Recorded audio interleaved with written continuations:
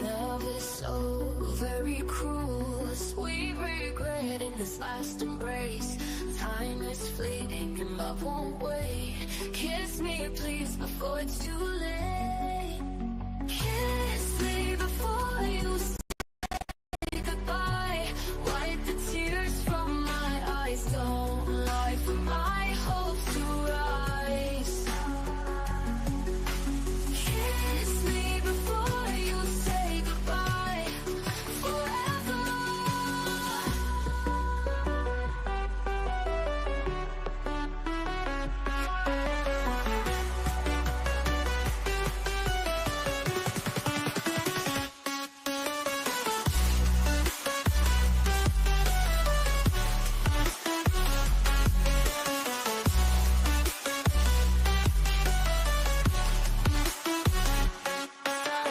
Tears are eyes so bright. Love's a star that fell tonight. Time is fleeting and love won't wait. Kiss me please before it's too late.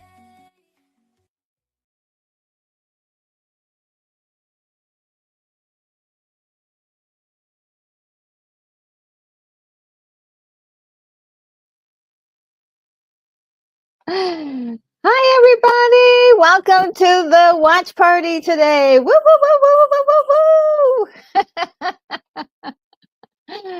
Oh my goodness, I'm so glad to be here. As you can see, I'm hovering over Earth, and everything looks like it's going really well. I'm liking it, and technologically, we're doing fine. Just as a reminder to everybody, if I get cut off, please don't hold it against me. Look and see if I've reposted again, because right now internet connections can be a little tricky, but I think it'll be fine today. I have a funny feeling it will be. So glad to see everyone in the comments. Hello, everybody. We're gonna get started with this right away. Gonna get to say hi to you guys. Lord Top, so good to see you. Says hail everyone. Oh my goodness, so good to see you. And we got Joseph Gay in the house. I have some things that you sent me, Joseph, and I will actually show them on the stream today. Let me see. It says, good day, Lord Harvard, saying hi to Lord Talk. And it says, unfortunately, I can't stick around too long. Just came in to contribute this. 5 gifted membership to Retro Nerd Girl channel. This is so great. Thank you so much. This is wonderful. Here is my thank you. I'm going to work fast since you're not going to stay very long. Let's see. What? Thank you. Here's one I haven't used in a long time.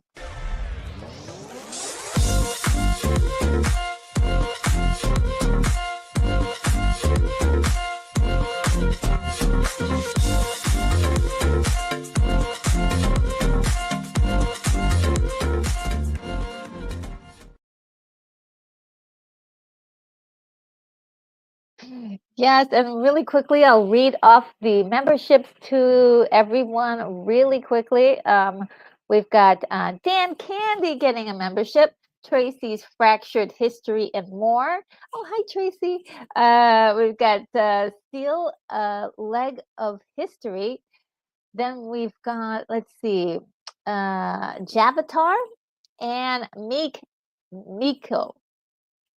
Hi, welcome to the memberships. I hope you guys enjoy it. It lasts for 30 days, and yeah, then after that, if you're enjoying things, definitely stick around. You'll be helping the channel quite a lot by becoming a member permanently. So thank you so very much, Joseph. And let me just share really quickly before you go. The 2 things that you sent to me in the mail, which I really love. I've got this is Arsenic and Old Lace. Oh my God, I love it, love it, love it. And another Cary Grant movie, North by Northwest. Guys, these are great. movies. I can't believe it because my collection is growing of physical media, and this is definitely, something that I've been wanting to do is to continue to grow my physical media collection. So thank you so much, Joseph Begay, for sending those in. It's really really amazing. I also wanted to share two other things with you. I got this from a friend of mine, of course, heavy metal, and I do have the VHS tape of this, but I didn't have this is the CD, so or the DVD, so I'm really happy about that. And someone sent this in to me, um, which I think is so awesome because I do love word searches. I use them all the time for just brain health because I do have problems with my memory, and so this helps me to keep my memory kind of good there by being able to do word searches faster, games and things like that. That's really cool. And I've always wanted one of these things, and someone sent this in for me, so which I'm really happy about. So yeah, I've never had one, so I'm really excited. So thank you. I had to share that really quickly with you guys. That I got some wonderful gifts that came in, and I just wanted to say thank you so much. And let's keep going with to see who's here. We got Gate of Marvel also. So good to see you. Love your avatar. So cool. And let's see. Keith E is in the house. Says I can hear you. Thank goodness. Because yes, that's been a problem in the past. And really appreciate you so much, Keith E. And Joseph Begay says, you have a great day. Time for me to scoot. Planes don't wait for one person. Oh, yes. Okay, you have a plane to catch. I hope you have a wonderful trip. And take care of yourself. Thank you again for gifting those wonderful memberships and also sending me those two amazing Cary Grant films that I'm going to enjoy in my personal collection of physical media. I'm getting my physical media is just growing so well, so I'm just really happy about that. Um, and let's see. Oh, Sin Havoc is also here. Says, "Hi, Retro Nerd Girl." And she's watching over in the in the spaceship. Yes, I know. I was really debating. I'm like, oh, should I, be on the other side of the planet, and so you guys can see the stars, like as usual, or should I just, stay put and look after my friends on planet Earth? Well, you had to do that. And Sin Havoc says, good afternoon, everyone. And DJ Knight says, hi, guys. Hello, DJ Knight. So good to see you. I was looking for you. I was like, where's my DJ Knight? But so good to see you. And yes, and Montecimo is here. So good to see you. Ahoy from North Carolina. So good. Very nice to see you. Let's see. Thanks for joining us today. And Sin it says like, share, and subscribe. Thank you so much, Sin Havoc. Yes, those are all the things that for YouTube, and this is also streaming on X as well. Hello, everybody on X. Definitely, hit the little heart button as well. So if you guys are is so inclined to help encourage a girl to continue to do streams like this. So let's see. Now, this is really great, guys. DJ Knight says, blah, blah is Dracula. Yes. Okay. First of all, Dracula is one of my favorite monsters. I really don't consider Dracula so much of a monster, actually. That's how much I like Dracula. But I think that it's very this particular movie in the Dracula lore seems to really actually do two things very unique with Dracula that I'd never really seen before. He makes him the most. This movie makes Dracula the most evil Dracula. I mean, being, a Carpathian, sort of serial killer, if you will, like being like the ultimate dragon, as they call the Draculas, in this story, and it was really incredible the way they set up all the fear behind what kind of a intense warrior he was, and all of the killing and the blood involved in his um in the character that he was when he was human.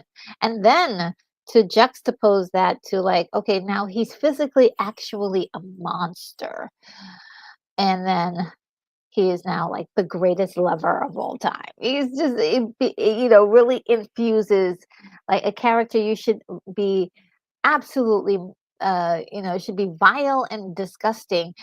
He there's a way that this story or this version of Dracula makes him extremely um sympathetic, and just you kind of want Mina and Dracula to be together. And I've always been like that though, but in this one it was really much more powerful of an effect. And just the beautiful uh, dialogue, the beautiful visual uh, fantasy of this movie is just so takes you in and cradles you like a blanket, just that's how much I love this movie. It's really insane. Hello, Euler Moria. So good to see you. Says Coppola directed this movie and produced Kenneth Branagh's Frankenstein on the same year. Yes. Um, I watched his commentary, and he mentioned that they all got all the writers, Mary Shelley and also Bram Stoker, got their ideas from like a little away retreat that they went to. I forgot who the author that they kind of got the idea from, but it was very inspiring. And so it's interesting. Frankenstein and Dracula kind of come from the same source. Interesting. And Euler says he's the most romantic too. And yeah, it's so romantic. It's just this beautiful gothic love story. And I really enjoyed Frank Langella's version of Dracula done in the 1970s. I believe it was 1979. I could be wrong, but about that date exactly. But it was done in the 70s, and it was so gorgeous and romantic. And that was the only other movie, and also Blackula as well has that same thing. And also, there was this whole theory or this whole concept or idea of this Dracula really falling in love with someone who he had been with in the past, like a past love reincarnated. And I had only seen it in a couple of movies. Like I did see it in Blackula, which really doesn't get enough credit, and as it should. It's mostly determined to be a black exploitation movie, which is, of course, it is.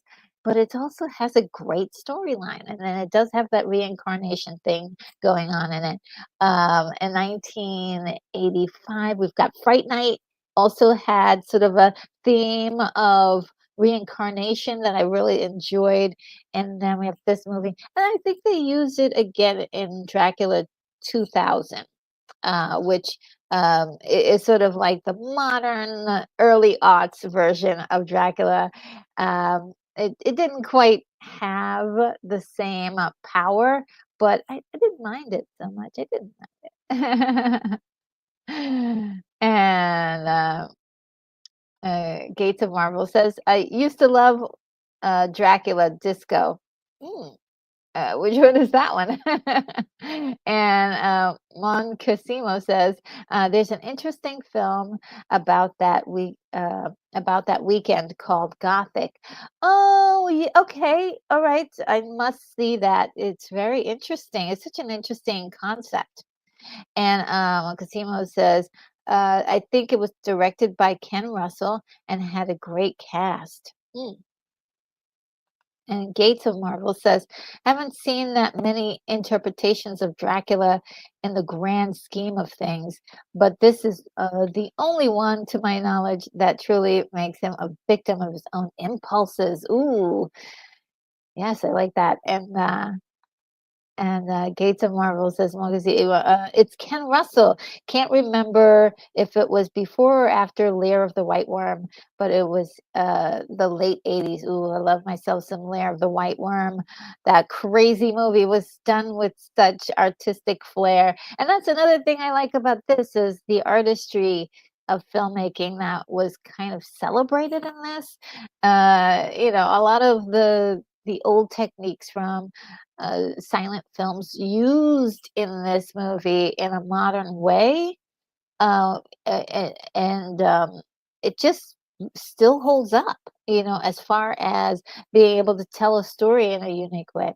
Oh, and then we've got Bonzo Kilborn just walked into the room, says, the children of the night. I'm going to use the children of the night. What the music they make. And last year, I mean, well, 2 years back, I think I did do a watch party for Dracula 1932. Amazing. And Moonbeam is here. Hello, Moonbeam. Says, oh, Dracula 92. I saw it in theaters.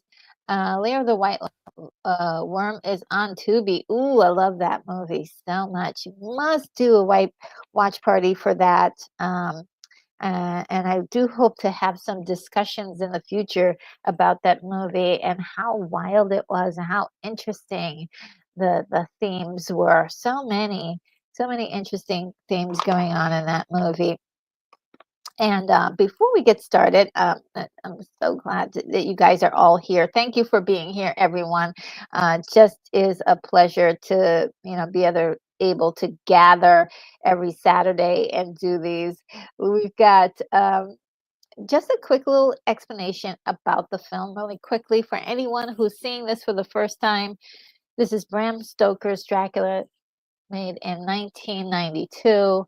It's considered a gothic horror film, produced and directed by Francis Ford Coppola, and it's written by James V. Hart, based on the 1897 novel Dracula by Bram Stoker. And just FYI, I am getting this from Wikipedia. And the film is incredible. The idea for doing this was actually the brainchild, I believe, of Winona Ryder, who plays Mina in the story, and it depends on what version of Dracula you're watching. It's interchanged that Mina is the main, girl that Dracula's into, or either Lucy. And Lucy's really a construct of the play that was done way, way, way back at the turn of the 20th century, where there just were. I think Lucy was sort of a name that people were familiar with, and Mina sounds more exotic. But in the true book, it was Mina that was the object of Dracula's affection. And Winona wanted to branch out into making her own films, which I think is a great move for a lot of actresses to do, or actors, or just actors in general to do, to just be more involved in the film industry. Um, she had the idea to do Dracula, and then she approached Francis Ford Coppola. See, originally she was supposed to be in The Godfather Part 3. Instead, she wasn't able to do it. She promised to do it, but she couldn't do it. And her, Francis Ford Coppola put his daughter Sophia in the role. He was kind of a little bit ticked off about that, but he was professional, and so Winona apologized for that, and then asked him, "Hey, would you be interested in directing this little film for me?" And he was really interested. in it because he had already done some research on it, had some ideas, and even though he was a director for hire on this, you know, he poured a lot of himself into this, and it's just incredible to watch this film and see all the little ideas that he had along the way. As long Also his son worked with him on the film, um, and that also helped him, to put all this stuff together and uh, find something in it for himself. I think at the time he did say that he didn't have a great time shooting the movie. There were some personal things and personal feelings, but looking back on it and how he really enjoyed it, and I think at the time he needed it for his career. So it was kind of an interesting thing, but boy, uh, did he really knock it out of the ballpark with this movie. As actors, we've got Gary Oldman playing Dracula and just killing the role. I mean, he's really just pouring everything into every scene, and some people actually say this is his greatest film role, and I'm like, there, there's a lot. There's a lot. He just gives amazing um, energy to everything he does. I can't really pinpoint his favorite role, but this is certainly a standout, especially with the sacrifice of having to endure so much makeup and to really struggle for this. I mean, it can't be easy to get into all of this, the prosthetics and all of that, and then embody the character. So he did such a wonderful job. I can't separate him from this character because it's so powerful, his delivery and his line, and just his work on screen. Winona Ryder. We got Anthony Hopkins playing Van Helsing, and the character is very, very unusual, but it's just so um, iconic. I would say the way he plays Van Helsing, and a perfect cast for him. We've got Keanu Reeves playing Jonathan Harker. I typically am not a big fan of the character of Jonathan Harker. But I am a fan of Keanu Reeves. So it was very interesting that he played the role, and there really isn't a whole lot there for him, and there was a clear struggle with the accent, but this doesn't take away from the movie at all. I think it's still a quite excellent movie. We've got Richard E. Grant, just like a very young Richard E. Grant, just like really doing a great job. Small role, but these characters really stand out in the film. Carrie Ells, I really always have a hard time saying his last. Carrie Elwes, I think. If you guys got a better pronunciation, let me know.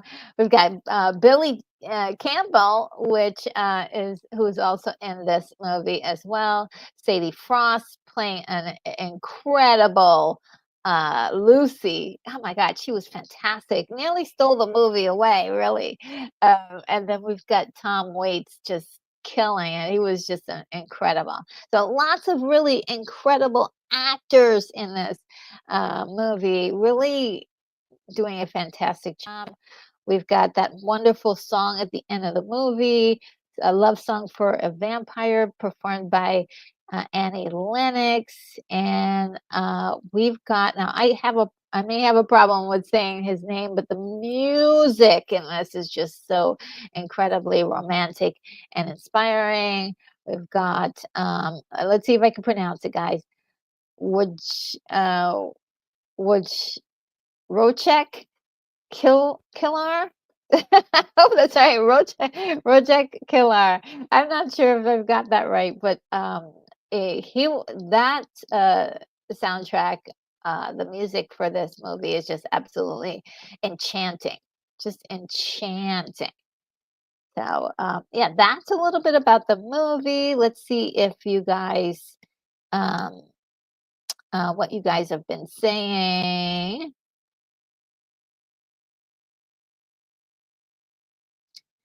Let me find what you guys are saying. Oh, wow, I went back too far. Sorry. Oh, Emily Kruger. Hello, Emily Kruger. So good to see you. Yes, yes, yes. Okay. And Bonzo says, time flies. Gary Oldman is nearly an old man now. Oh, and Sean Ennis is here. Hey, all. One of my old neighbors was the stand-in for Winona Ryder in this film. There's a scene where rats are crawling on her feet, and those are my neighbors. Oh, that's so cool. Yeah, I mean, well, I guess it's not so cool that she had to have rats crawl over her feet, but yeah, I'm with Winona on this. Okay, where's the stunt double for this? Oh my god. And Moonbeamer reminds us that Gary Oldman was Sirius Black. I hope I'm saying his name right, but from the Harry Potter movies.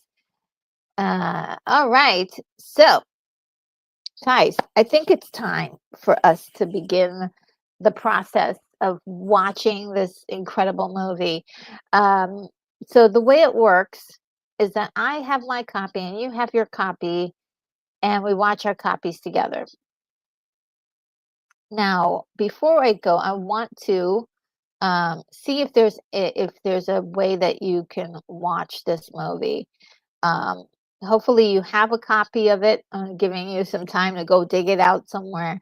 And I'm actually watching mine from a purchased copy on Amazon Prime. Um, let's see. Yeah, I don't see it free anywhere. Yeah, let me see if there's one other place that I could possibly uh, get it for you.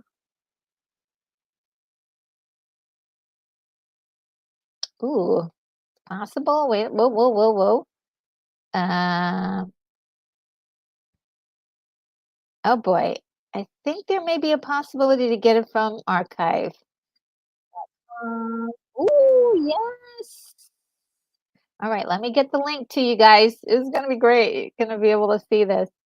Um, so let's see if I can put that in here.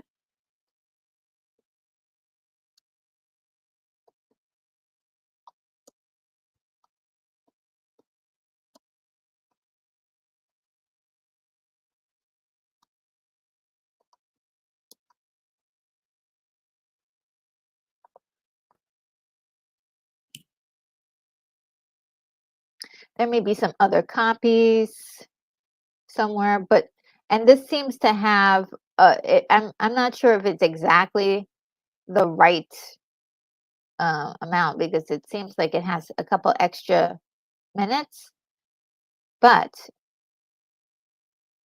if it's not exactly the right one, it's okay because we have the visualizer that I'm going to put on screen.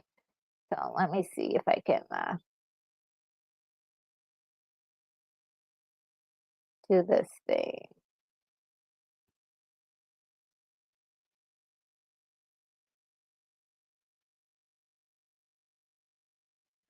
All right, I pinned the message with the link so that way anyone who's coming in later, they can always check that link and see how it's going to work. But anyway, I'm going to use a visualizer in which you guys will be able to watch along exactly where I am in the watching of the film so we could be in sync.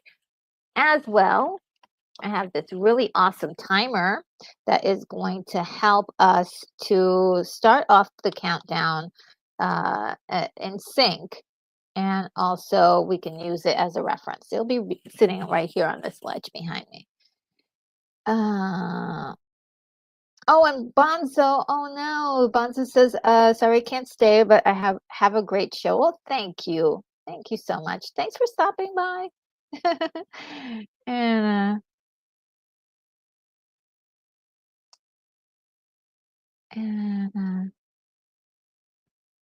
And, Sean Ennis says, about his neighbor, says, she had nothing but nice things to say about Hopkins too. Oh, that's so cool.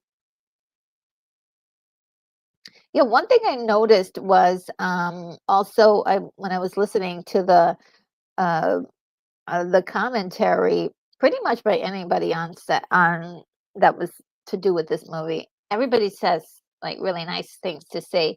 I know there was a clip circulating about, you know, a couple of tense moments that was that happened on set, and it seems like, that's just part of, you know, all bygones, like it wasn't, no one took anything personally, so it was, very much a very professional, uh, uh, set. And look, when you work together with people closely and you have to, like, do things, that are probably, very private in front of people, it you can get high tensions, you can get, weird moments, and I think working through them together really, um, is sort of the key, isn't it? Like, just figuring out a way where you can actually work together.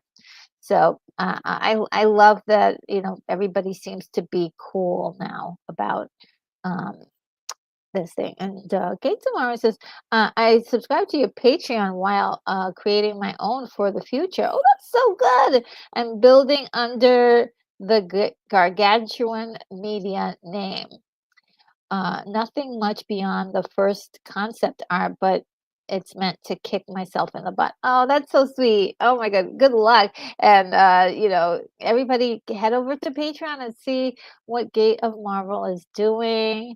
And let's see. So it will be called Gargantuan Media, right? I think, I think that's what you're telling me, Gargantuan Media. Um, Oh, and also Moonbeam says that, he found a copy on YouTube at Scary Movies. Ooh, okay. So good. There are many places for you to watch this. Um, and yes. Uh, give me one moment, everybody. My allergies have decided to just become unbearable. Give me one moment. Here we go.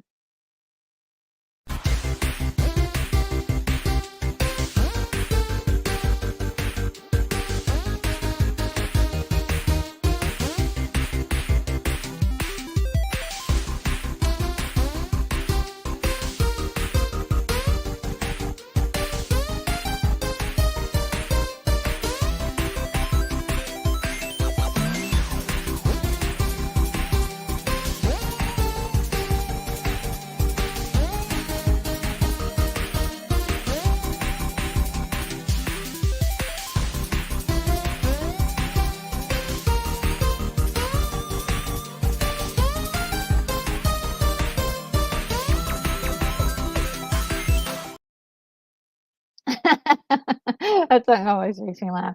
Thank you, everybody. I don't know why I didn't play the hype song because that should have been really what I played so we can get going on this. But let's see. Is there anything else? I got 5 new comments. What do you guys got? Oh, just everyone, people are saying hi to each other. Attack of the allergies. I know. I mean, it's so weird because I had a terrible cold yesterday, got over it really, really quickly, and now just allergies. Oh, and yes, Sean Ennis is saying exactly, the sentiments that we all have is, Gate of Marvel. Congratulations, and definitely, I hope, what I love is the inspiration. Just to be inspired to do something creative. Please continue and just kick some butt out there. And also thank you for joining my Patreon and supporting the stuff that's going on over here. I really appreciate that. And also becoming a member. You guys, you're doing everything. So thank you so much. I really appreciate it. Um, and China and it says allergic reaction enabled to to the Benadryl. Yeah, I wish I could take Benadryl. I'm of course allergic to that too, or at least there's a reaction to the Benadryl I don't like. Um, and okay, so we're gonna get started, and we're gonna play the hype video, and then after the hype video, we're going to put up the banner, and we're gonna get started with this watching the movie. Let's get going. Let's see if I can find it. Oh, here it is.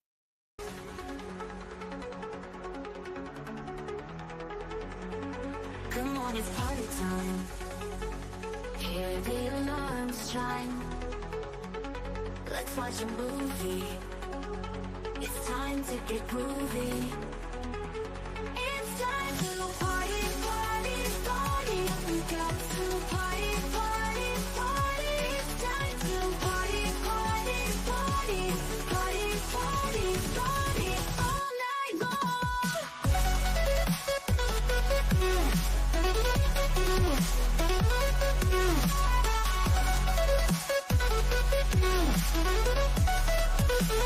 All night long.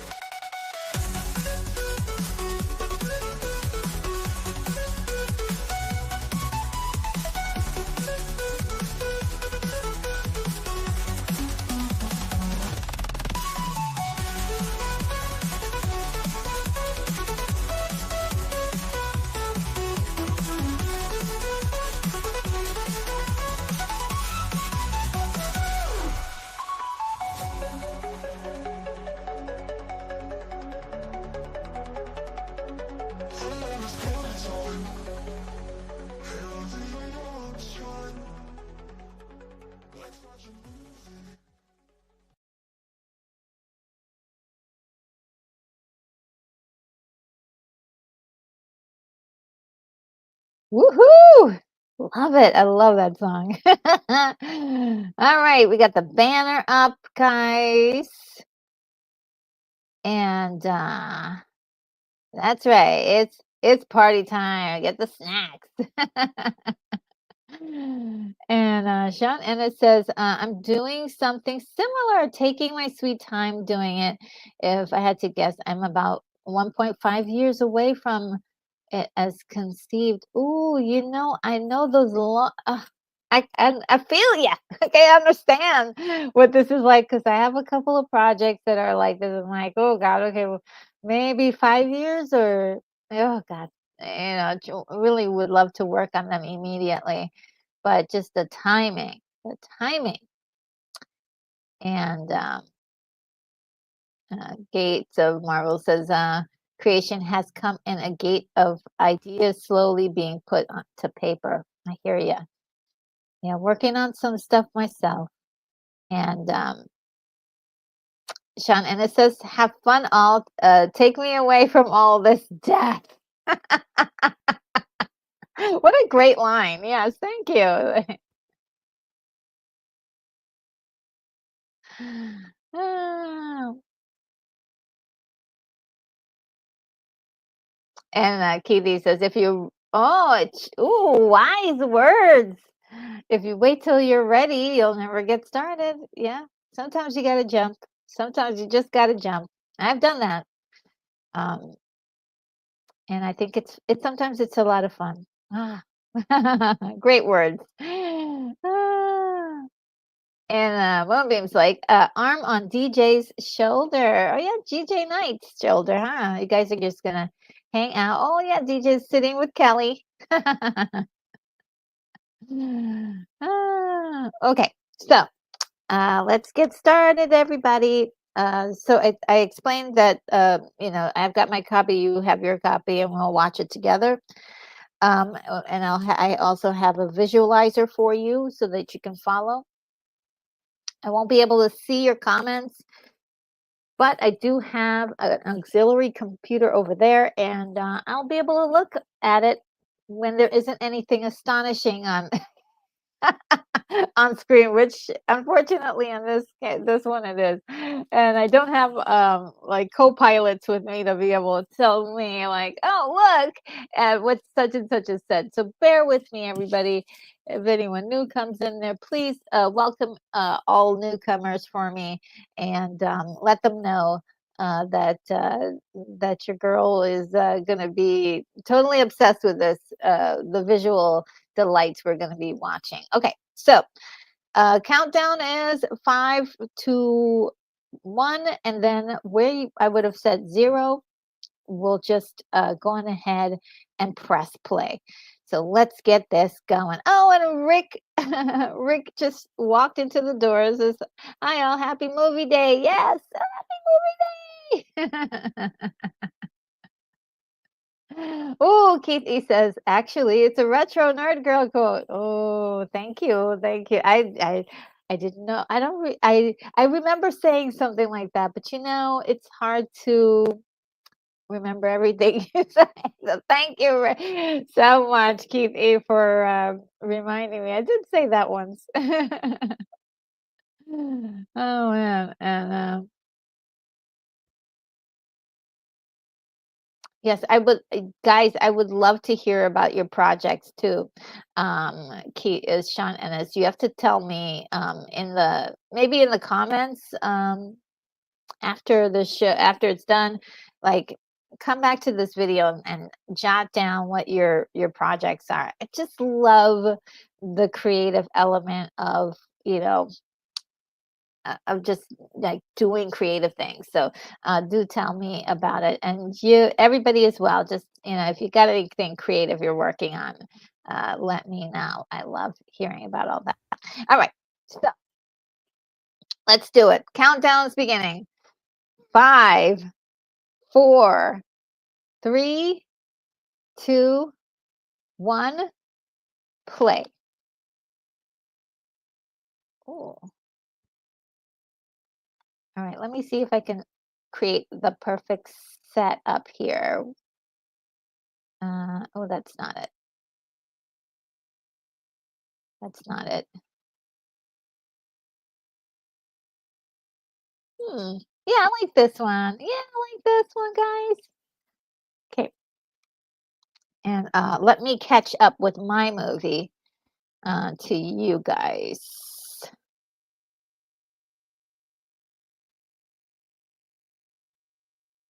Ooh, ooh, ooh. I jumped ahead a little bit too far.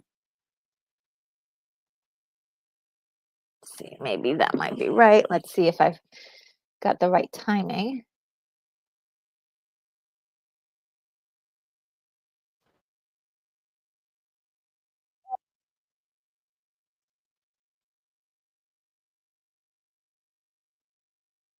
The Sacred Order of the Dracula. Oh my goodness, look at that kiss. Oh no, don't let him go, girl.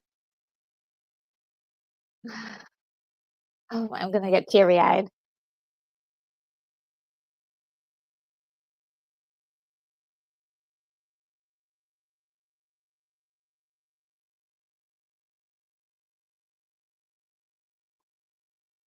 Ah, that just the scene, the lighting is just so beautiful. Ugh. So this scene here was shot at the end of filming, and they were really out of money.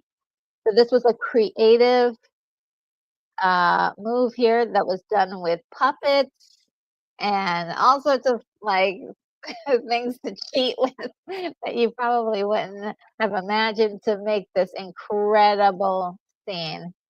Amazing. Um, just look at how awesome that is. The lighting, it's just perfect.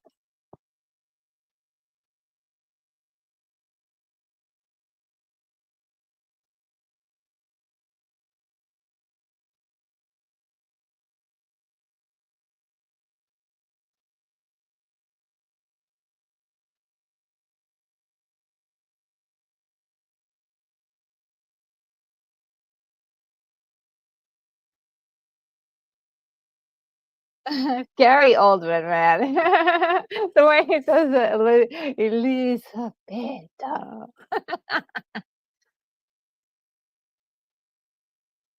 Aw,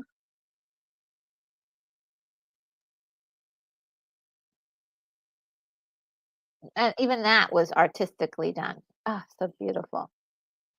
Like, and not one image in this movie was done without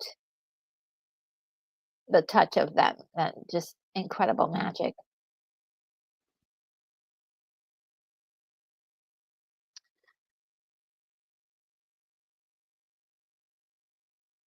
Yeah, right. And Moonbeam says it starts with the eerie music, right? That score is just insane. By the way, all of the effects in this movie were done in camera. None of it was CG. None of it was like, green screen. This was in camera effects. Van Helsing is also another reincarnated soul in this.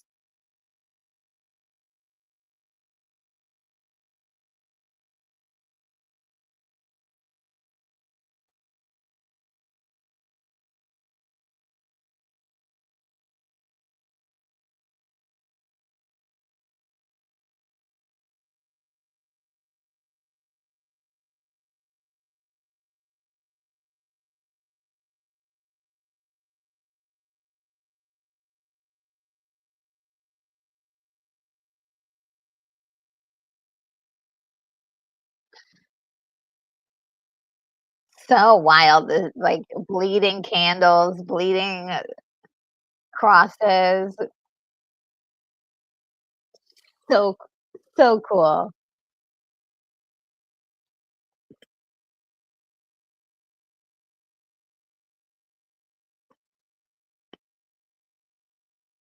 And Gate of Marvel says his armor reminds me of the Baphomet one Elon Musk wore a few years ago for Halloween. Oh, interesting. I didn't see that.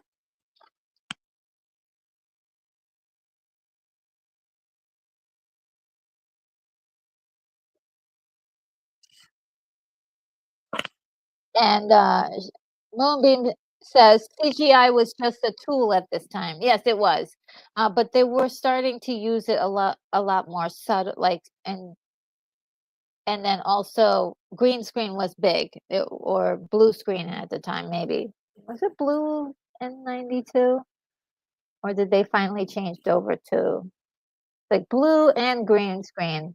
I think they were interchanging. Oh, so this scene here where Renfield is rises up from the darkness, and it's sort of a symbol of Dracula reaching out his hand, to pluck another victim, and then he sinks back into darkness. So good. Just like the symbolism in this is just so cool.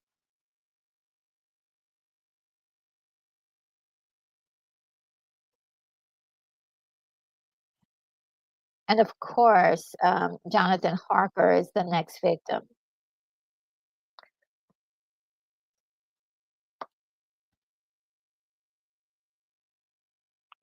and Renfield is acting as his hand.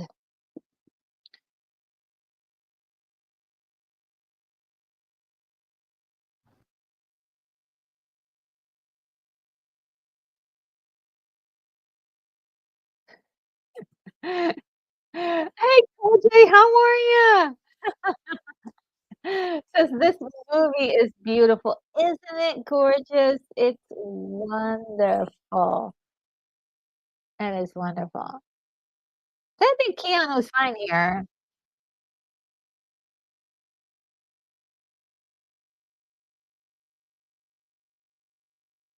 I do also love the fact that she's so cute. She's like, before you go, let's just make out." Oh, man. So adorable. And then the peacock plume is just, like, covering. Oh, it's so nice. So magical too. In camera. But then you've got this. And this is all a scene, it's also all in camera that they did, and they're, like, using different exposures, and this is, like, giant book and a small uh, a small choo-choo train miniature. They're, like, lighting his projecting the map on his face. So cool. Oh, I love this also, this narration.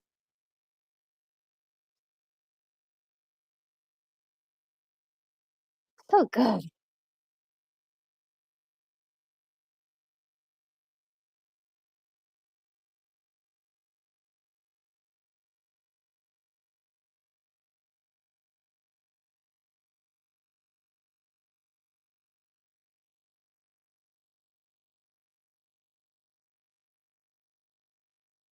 D. I love that. Let me just make sure that I'm matched up to the visualizer. Uh, just maybe a second or two off.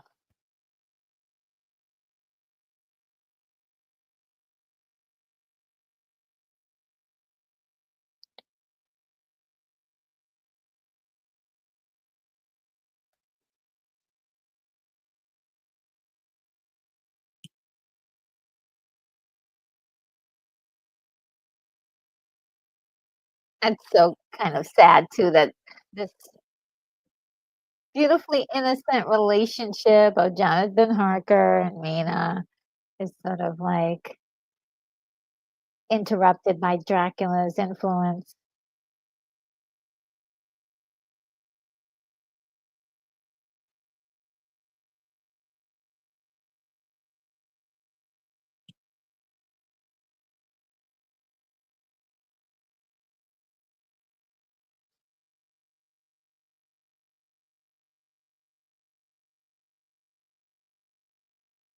Okay, Moonbeam says that he's in sync.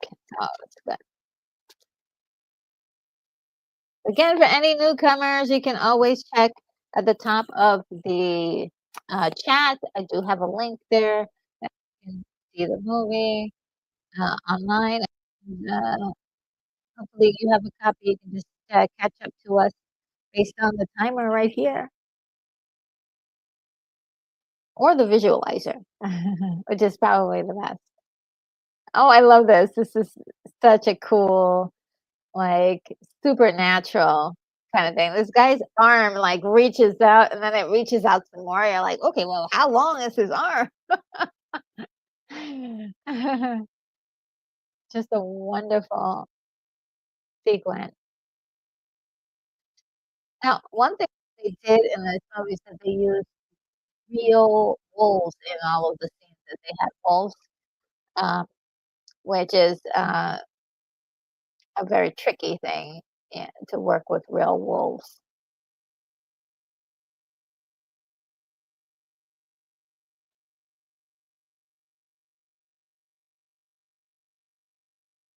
Ooh, the Ring of Fire has to pass through that. So cool.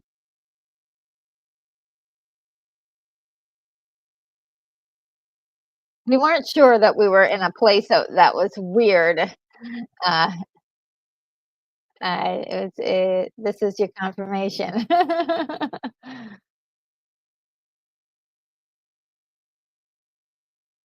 Oh, Moonbeam says the captions are good for helping with the sync up. Oh, good. Yes, thank you for saying that because it's so true. Um, really helps with making the watch party so much more um, cohesive. Like even if you don't have a copy, but you know the film, you can still follow each scene. Ugh, what a classic moment.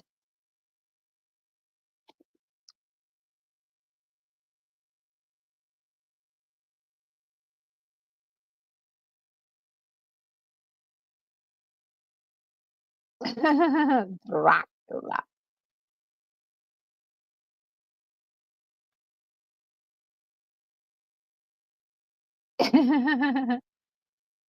Oh, you're gonna cross the threshold, dude.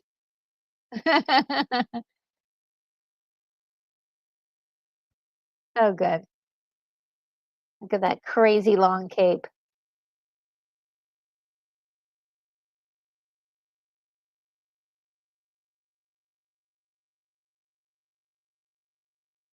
Playing the part of the host. He pours and he's, like, serving what.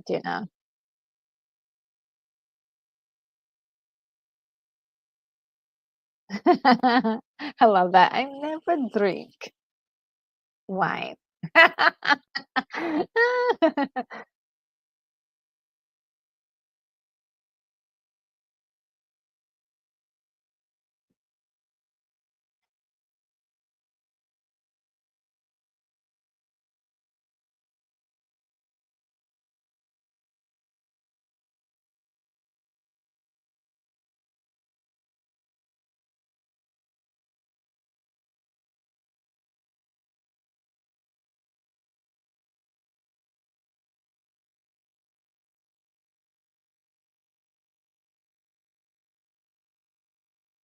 Ooh, very offended.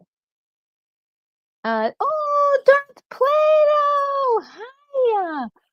Says, fun fact, Dracula was a real person. Yeah, the person I wrote it down here, uh, Vlad Shipis.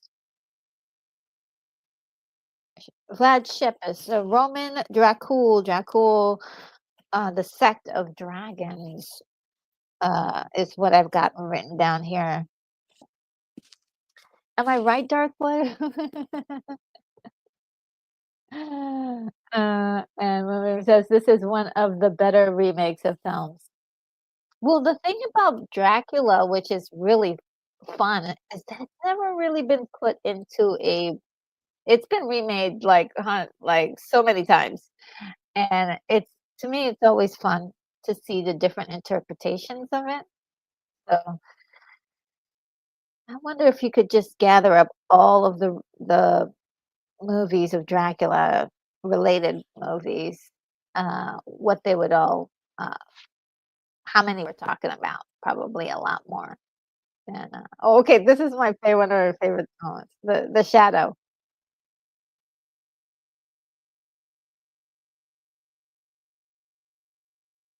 It's just a movie on its own.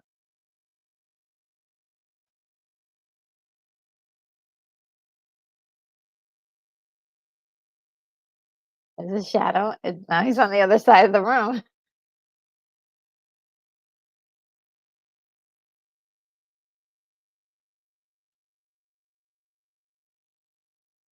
He's got hair on his palms.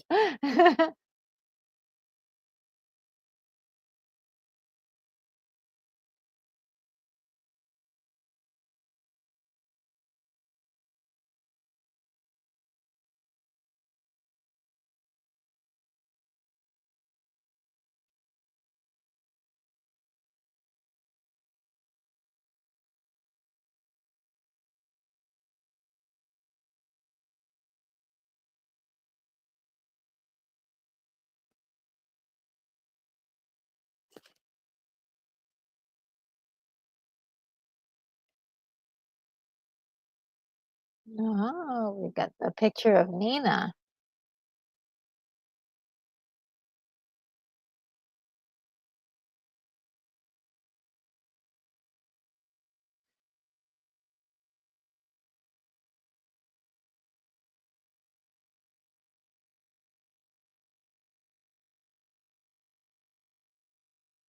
Oh, he doesn't like that. His shadow's grabbing his throat.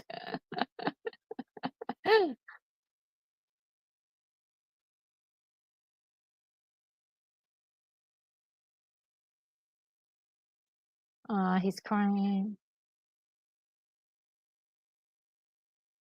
There's just some things you just never get over, right? You know?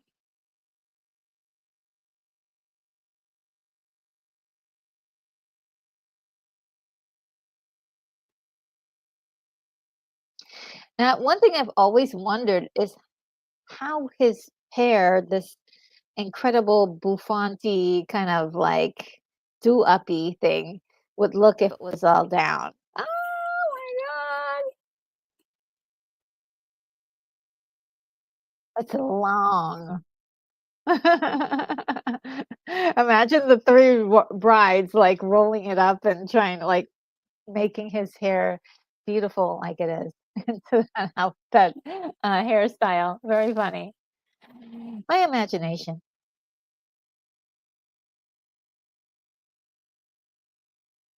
So I love the play with the shadows. Really reminds me of Nosferatu, 1922. Is it 1922? Very like beautiful way to play with the supernatural with the shadows. I want more movies with that, please.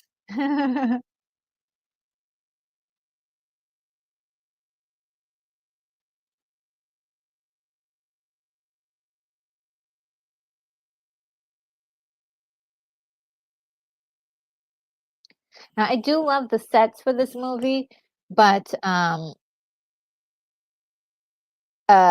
one thing that I found out that for Francis Ford Coppola said was that he didn't want the sets to outshine the costumes and the characters. Is that he wanted them to be the set, which I thought was a very interesting idea. But I do love how romantic the sets do look, but in a very subtle way.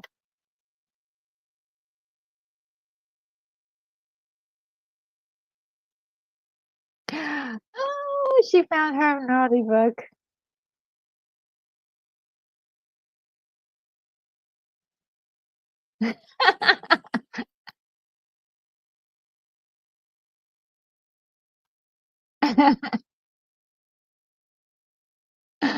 They're like, it's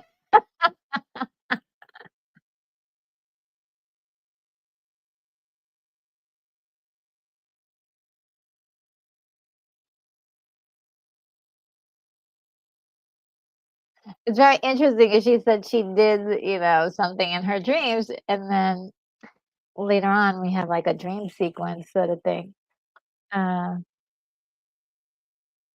Gate of Marvel says it would have given good money to see Sir Christopher Lee in this. Regalia. Ooh, yes, me too. Koji says, "Oh, I love it. The hairstyle is very out of this world." Like, yeah, I mean, it really plays into the fantasy of this old, ancient sect of the Dracul. Like it just fascinates you, and you have your own little fantasy about the hair.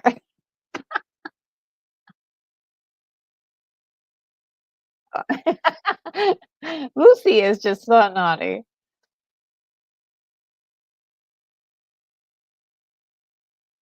Miss Lucy.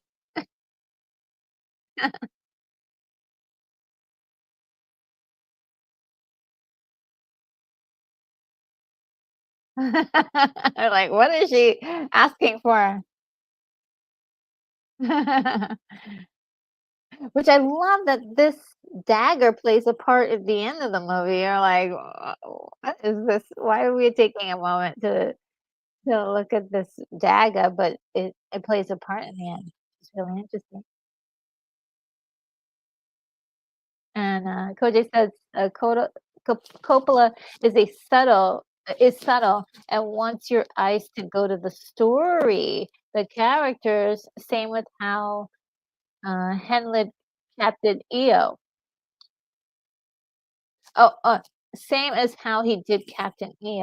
Okay, I got it. Yep, I love that too.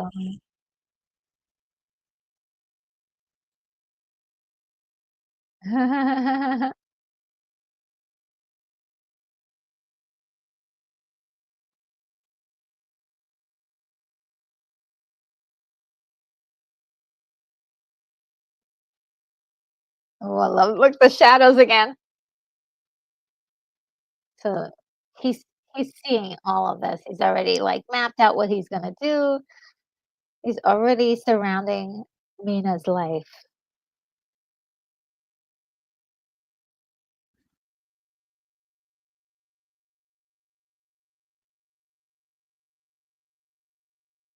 That is haunting. Ooh, that spider. I hate spiders.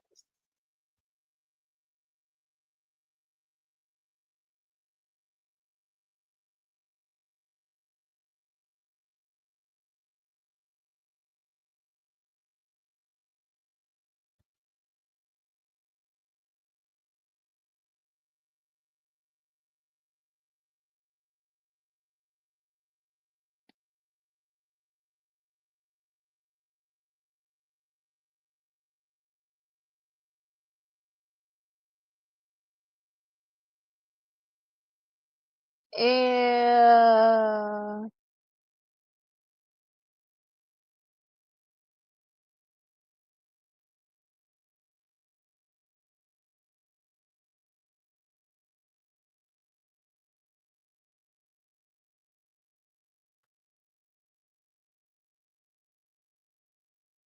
Ew.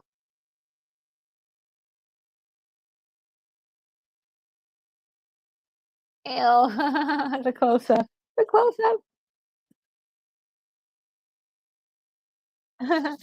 Goje says, "Thank you for understanding my typos." Oh, yeah, no, no problem. Kayla says, "I wonder if Captain EO has finally been released on Blu-ray. I heard it was meant to be available in DVD." Good question. Good question.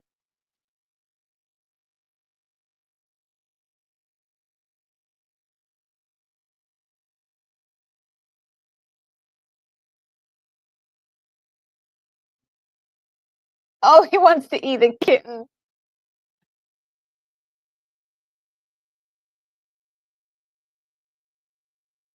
Oh, he wants to feed it. I forgot.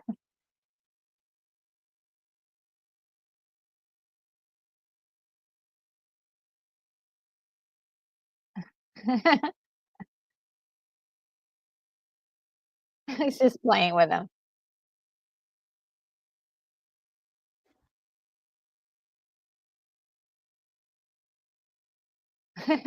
Tom Waite is just amazing as a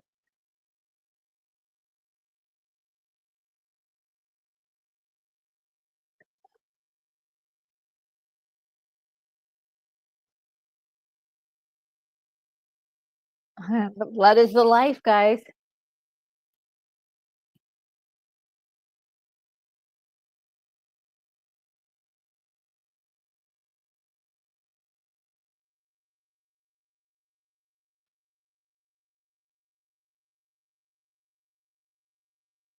He he's already starting to figure it out, but,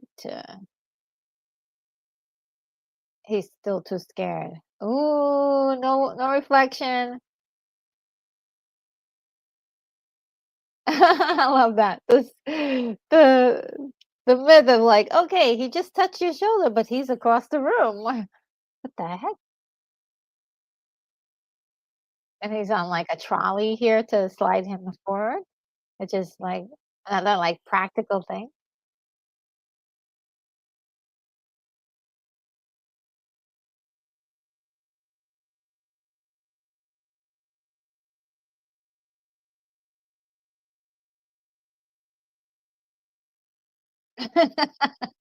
Sorry.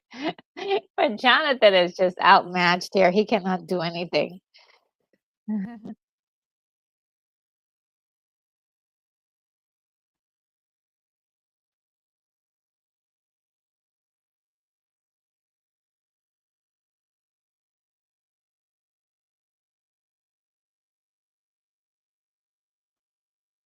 I love them because he's reading them, but through the paper.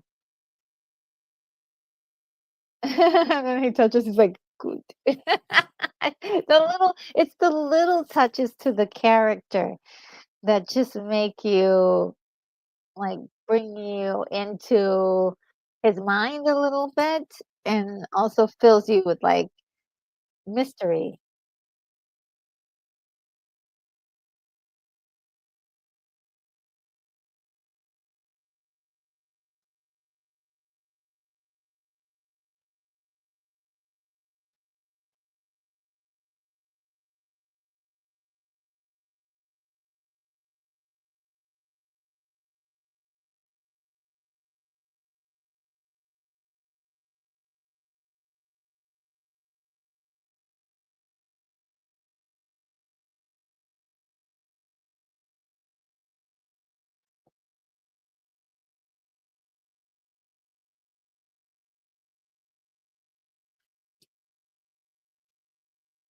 And, Koj says, "I really love, the light reflections from a fire or fireplace candle.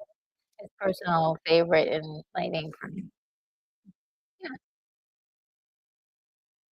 I think in this movie in particular, it's just used just enough to create the mystery and, fuel the kind of gothic look.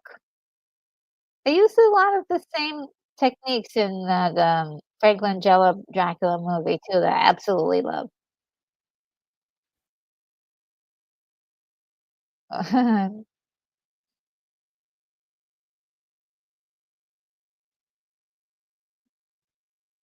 Poor Jonathan has already sealed his fate with those letters,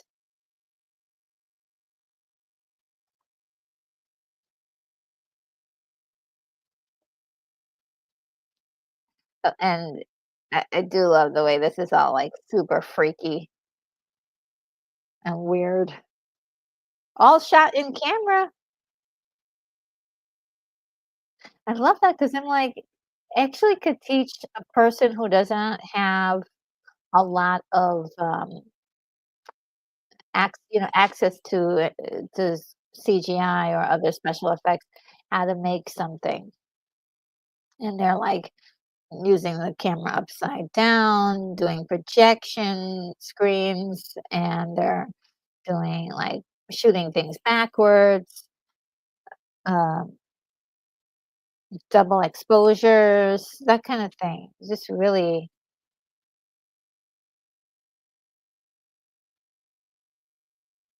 nice how they're able to create all of these mysterious, supernatural events or occurrences without the doing everything practically and in camera.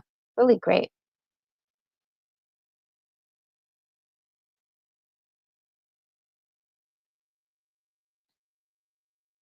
Uh-oh, he's going into this weird room.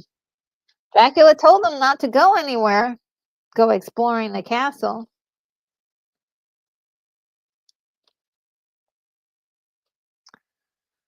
My allergies. They're killing me right now.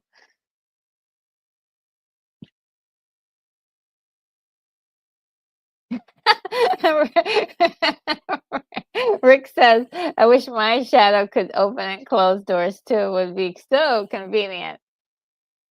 I hear ya.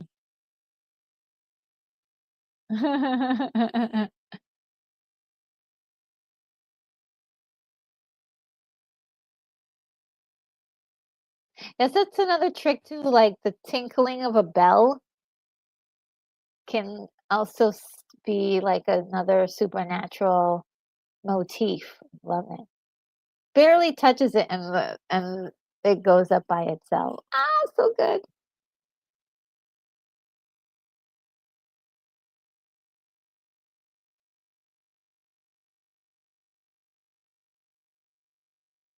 And the whispering, yeah.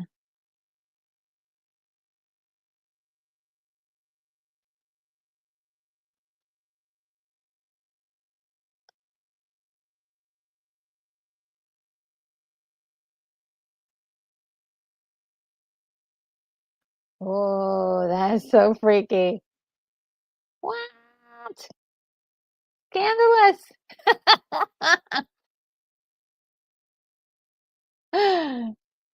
Oh, Monica Bellucci. Yes, yes. And as far as I know, I think this is her first film, or at least her first American film. One of the two. or maybe both.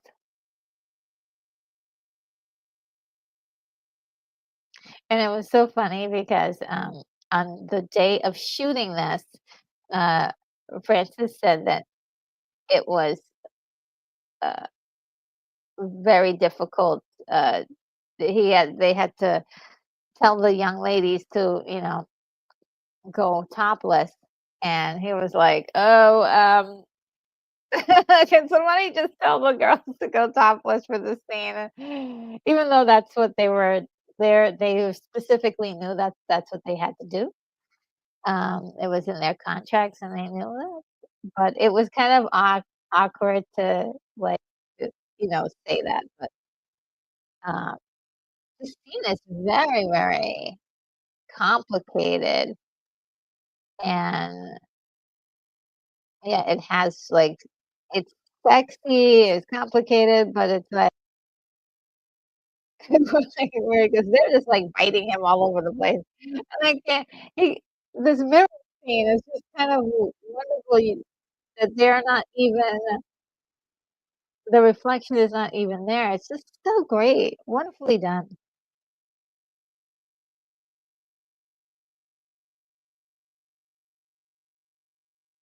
They're in trouble.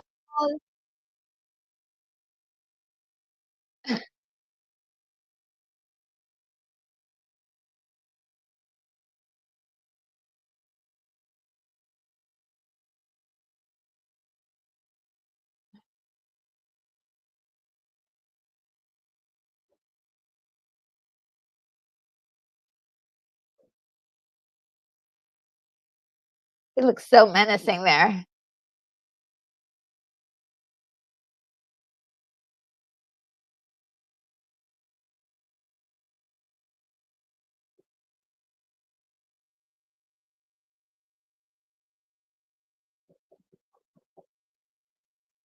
A brand new newborn baby just pops out of nowhere.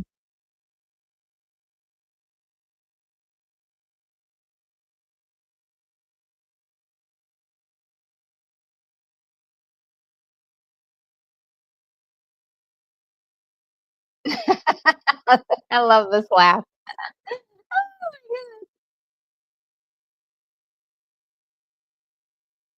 Oh, one of the best laughs ever from a villain. And Gates of Mars says featuring a very early appearance by uh, of glamour model Monica Bellucci. Yes, yes, yes, yes, yes. Oh, Ted Rogers is here. Hi, Ted. Says, love your glasses. Have you seen any Nosferatu movies? I saw the first one, the 1922 one. I haven't gotten a chance to see all of the others, or I've seen a lot of it, but not all of them. And I'm definitely looking forward to seeing the newer one. So, um, it's totally up my alley.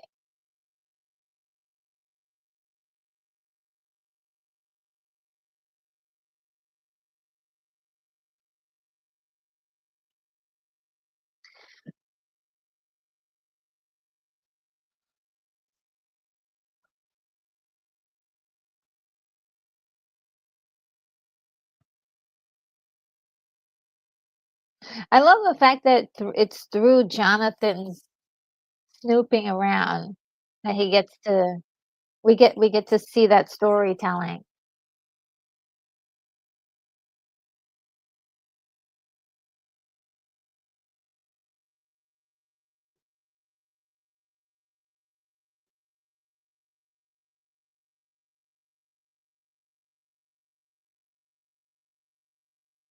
It's just so cute. Just like you don't seem to care.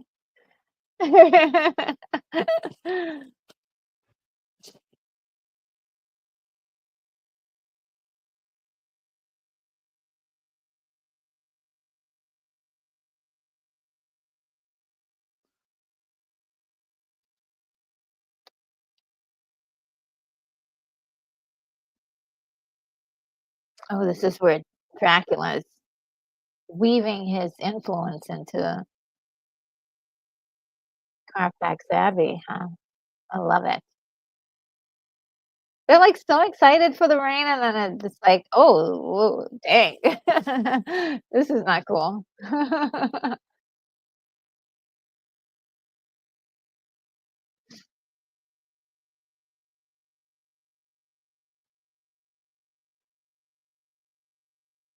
Oh,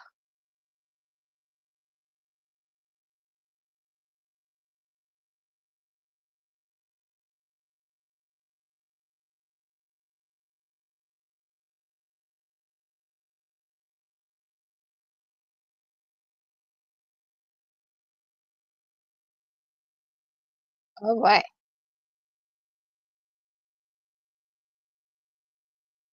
So this is where he's still on the boat, right? But he projects himself.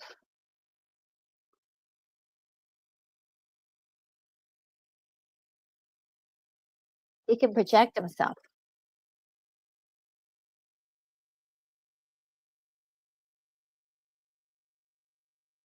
I love all of the transformation as we get this, like, wolf creature, we've got the old man.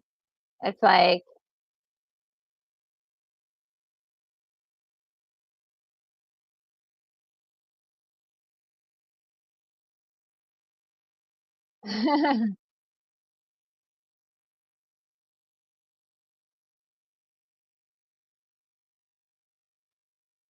it's really interesting how the orderlies in uh,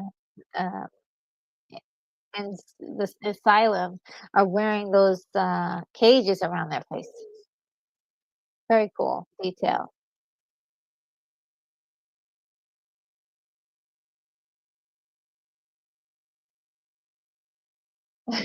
He's a dr and he's a total drug addict in love with Lucy.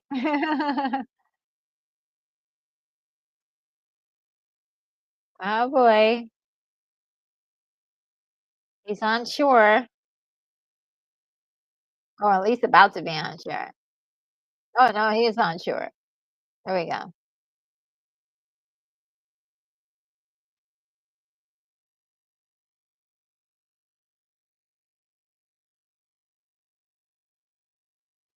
Wow, so cool. By the way, I love what she's wearing. This, like, gorgeous, sexy looking red outfit, and then the wind just billowing up those pieces of fabric. So wonderful. Oh, Ted Rogers says The Shadow of the Vampire is also a must watch, starring John Malkovich and Willem Dafoe. I'm pretty certain I saw it, but I can't be certain, um, for sure. Like, I think I saw, like, maybe the last part of it was being shown somewhere. So, yes, that's one that's on my list to absolutely, um, devour, if you will. Yes.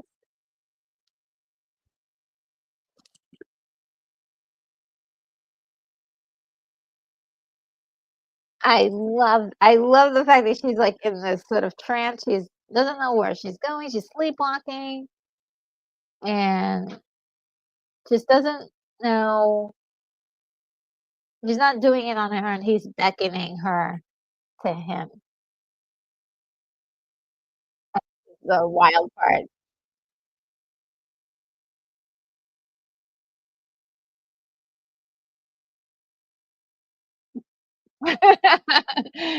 Close your eyes, kid.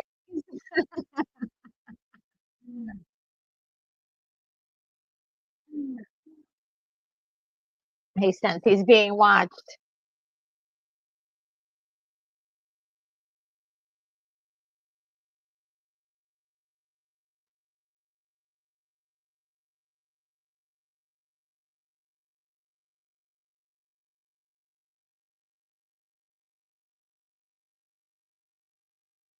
So wild.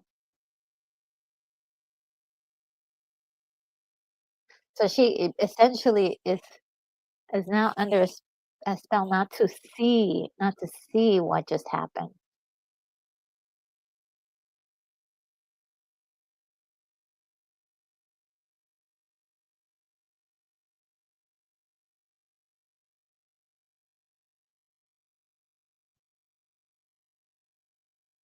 Ooh, and look at the touch of leaving the fabric on the ledge there, on that, slab.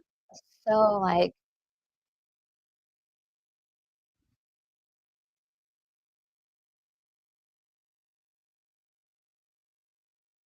so wild.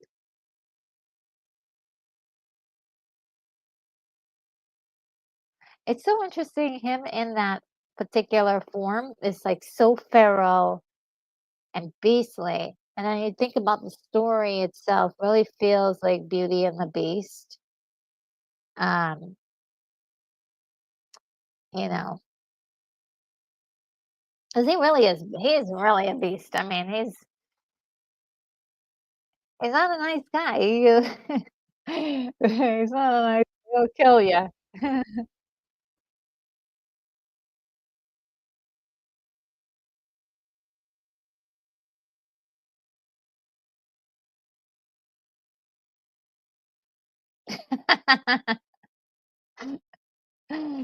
That's what I would love to wake up in the morning like that, just get up and be like, "I'm up, everybody." Oh, man.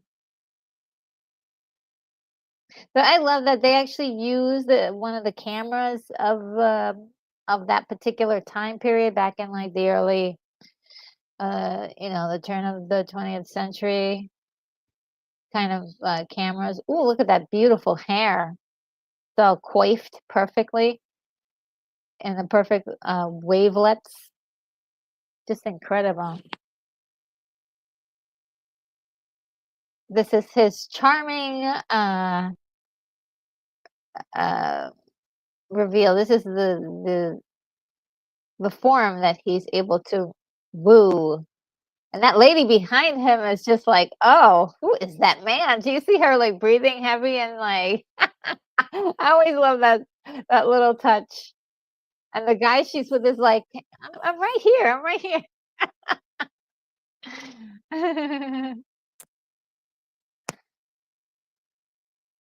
And, I love the tricks of them not showing him, in the reflection. So perfect.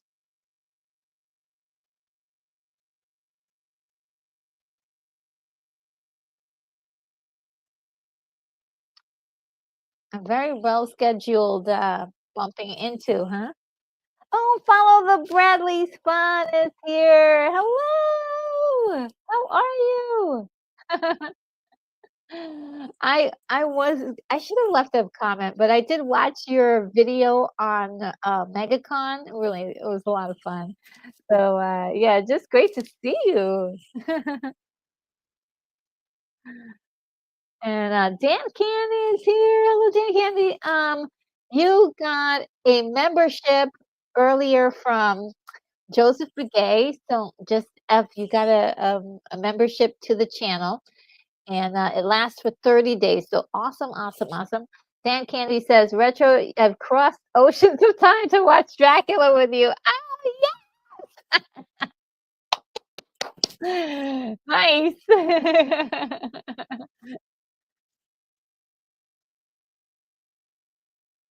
I like the way she gets tough on him. She's like,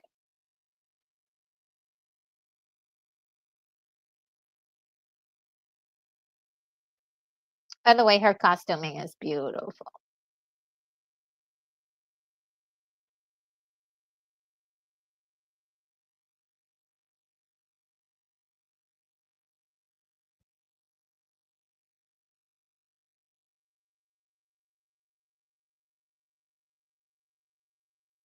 And somebody's like, I'm the prince of someplace.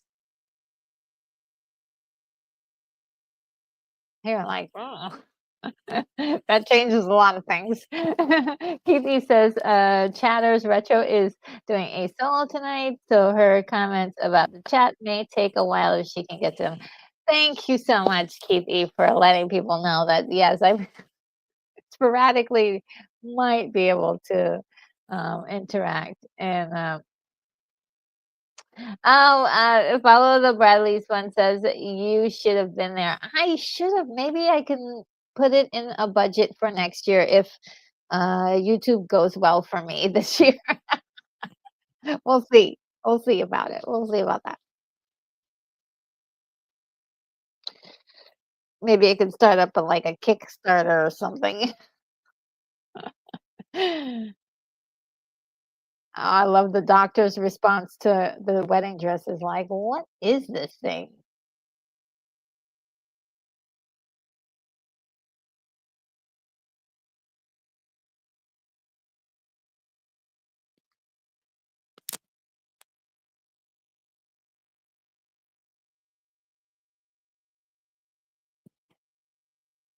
I like the way he breaks down her pretenses.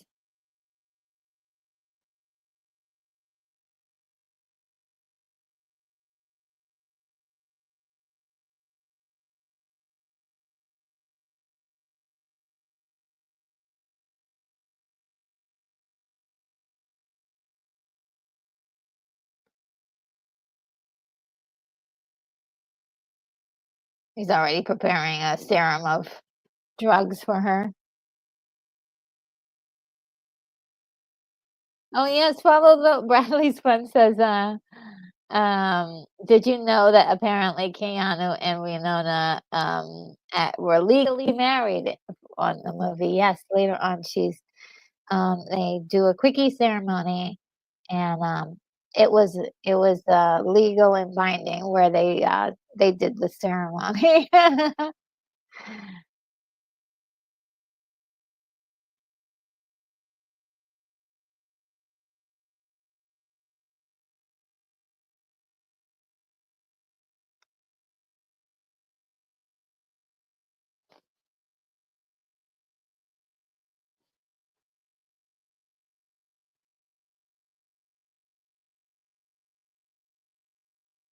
Oh, I love the way they're like, yes, she's doing just fine. And then they see her and then they're like, what?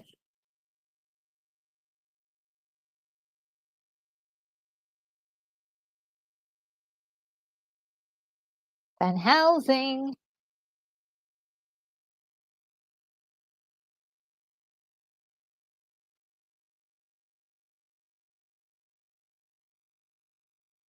Her fiance is finally like worried.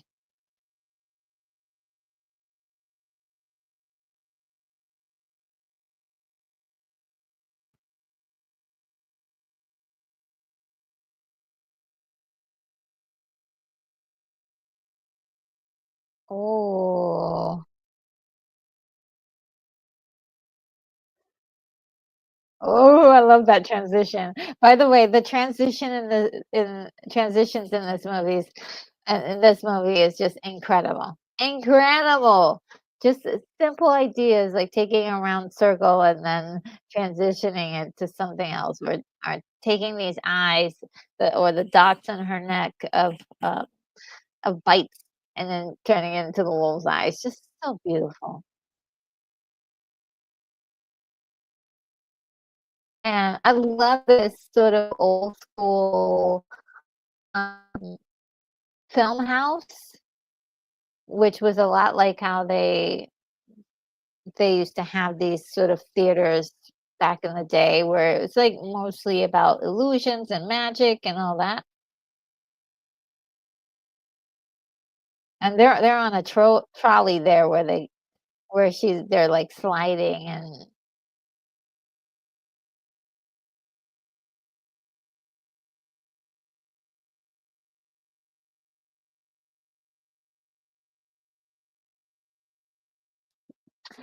oh my gosh! Thank you so much, Ted, for the super chat. Greetings from Peru, everybody. Retro Nerd Girl, I'm here to do your bidding. Well, thank you so much. I really appreciate that. That is wonderful. Thank you so much. That's what it's okay. I will hopefully somebody remind me at the end to give Ted a special thank you um, video, okay? Just remind me. But yes, thank you so much. That's really sweet of you.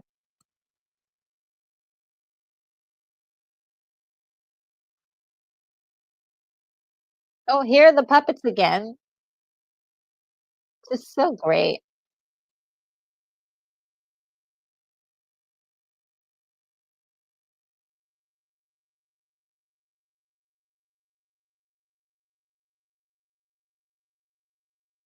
She's like, "Oh my god." I love how he devises this, like, little way to charm her.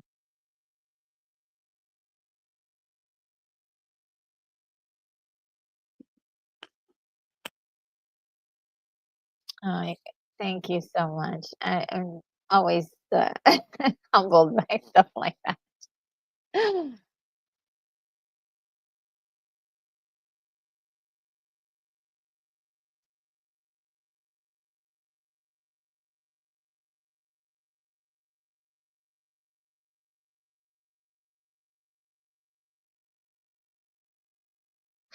Yeah, you can't just do that to a wolf, so they had, special people doing, handling them.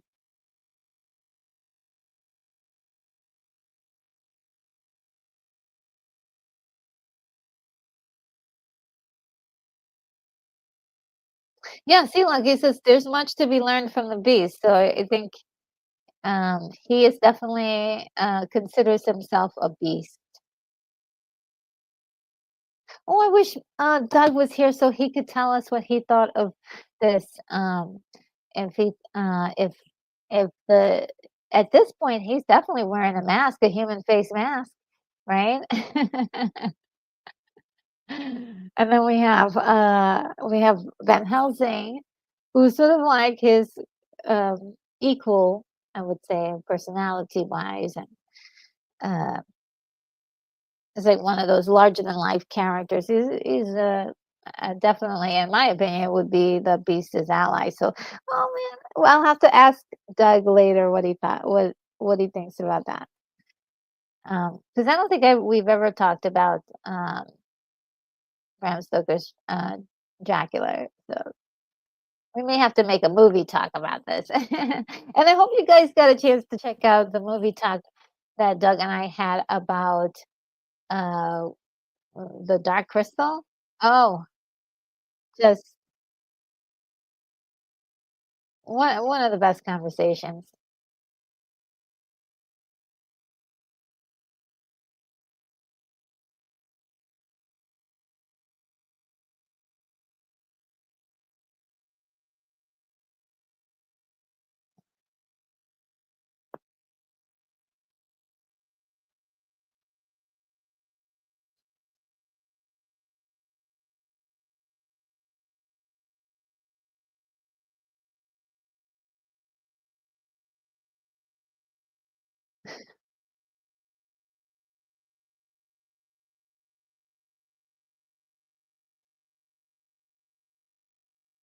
Wow. He's so great in this movie.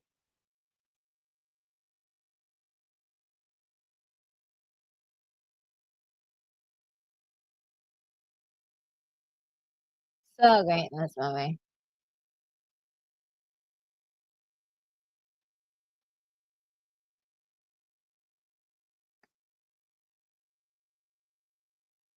Poor Jonathan, they're just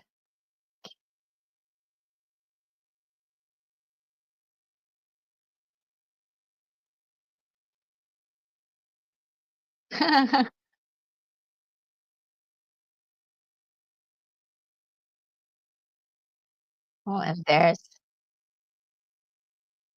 oh, what a great little technique that they did fading her face into the drawing. I hope I have the opportunity to make a little film. It won't be good, but it will be fun for me.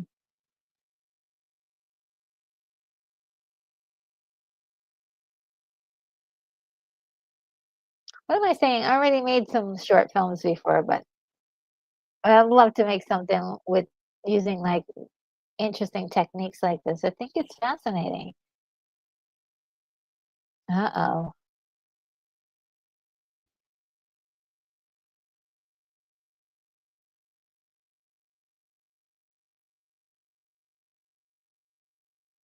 Oh boy.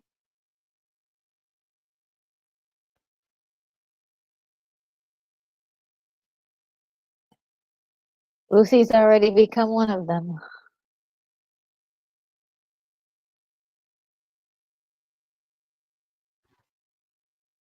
Oh, the shadow again.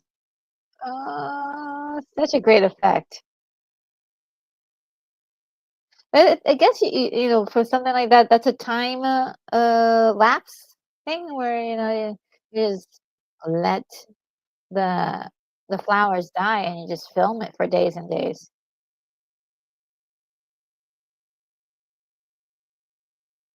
I love that how it's like, yeah. Ooh, ooh, ooh,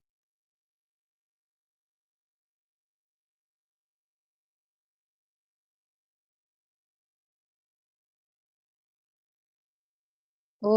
Ooh, drops of blood.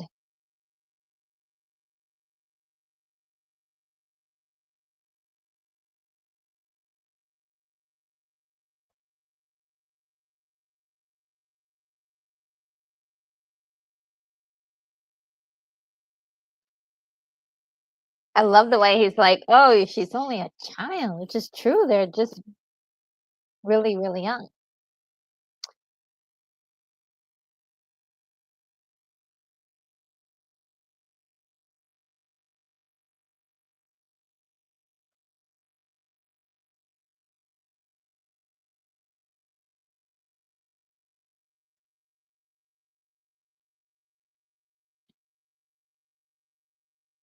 I love all these details of their I just burst into the door like that.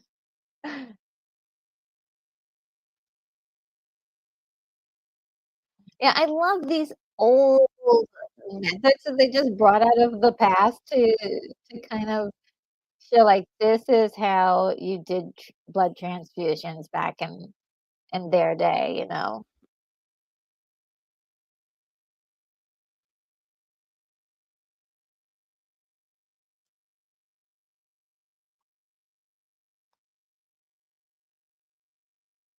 Alright, give me a second, guys.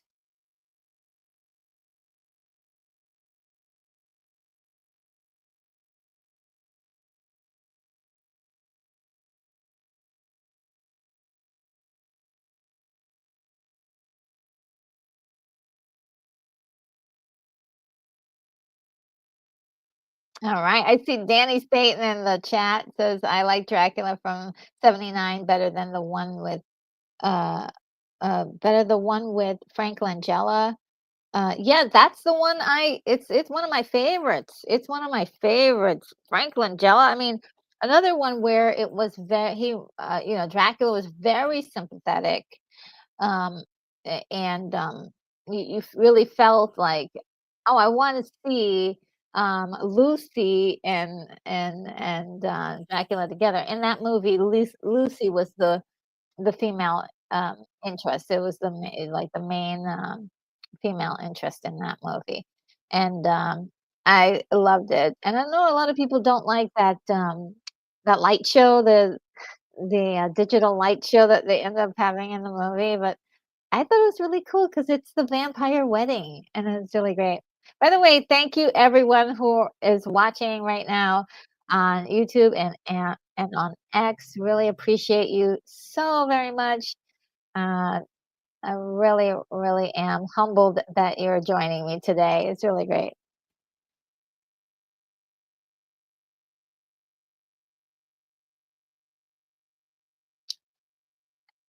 And I love that Van Helsing is a little like mysterious too. I mean, he just disappears out of nowhere and then reappears like he's magical.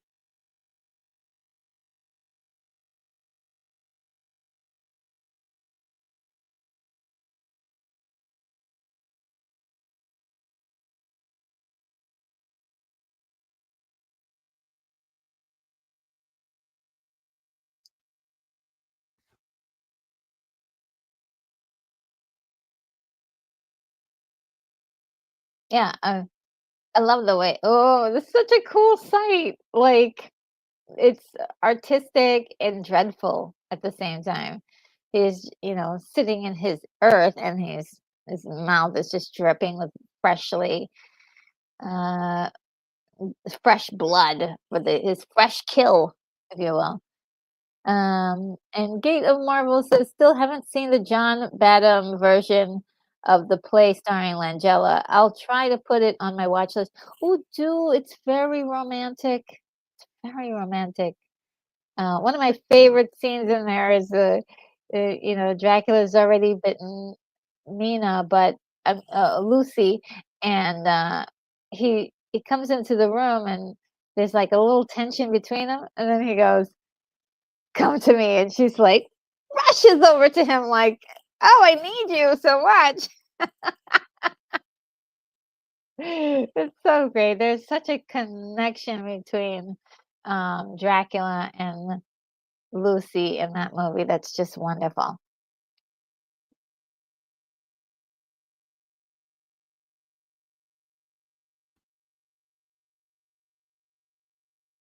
And this movie, this is the first time I ever heard of Absinthe. Um, and that was really interesting.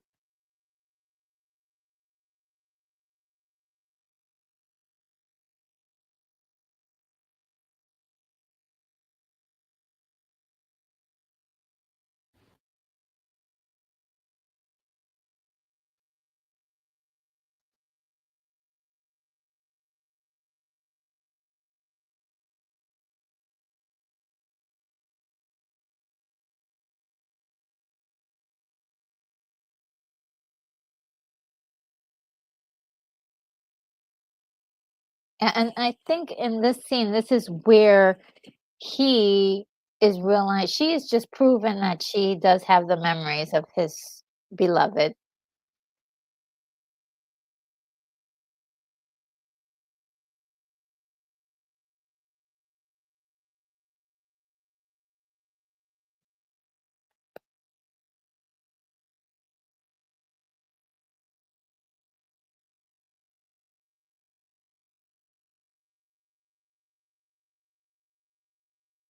So beautiful. Let's see what you guys saying. Gator says, "I love your intensity saying that." And only other movie I heard about Absinthe was in Eurotrip. Oh, okay. I never saw Eurotrip. I should see that one. But yeah, I highly recommend the Langella version of Dracula. So romantic. There's a scene on his balcony where it's just like so gothically gorgeous. There's candle lights everywhere. It's beautiful. That set is just ah amazing.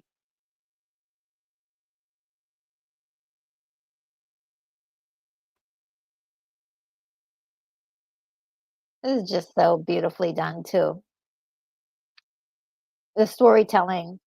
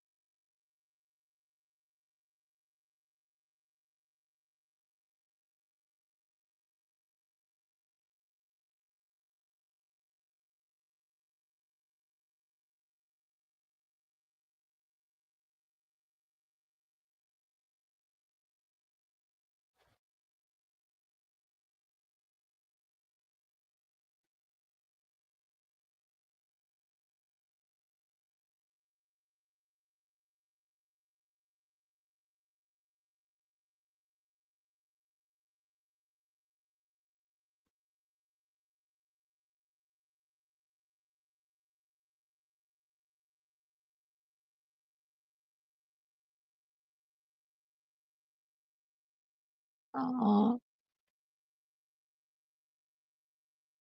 I think this is the part. Oh God, I'm getting verklempt. This is the part of the story. Oh, look at him.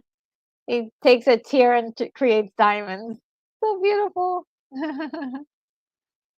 This is the part where I think she is beginning to take hold of him, you know, and this is kind of like the love story of of it all is not just him pursuing her, but her, like, affecting him, like, and him realizing that she really is the reincarnation of that, his beautiful princess.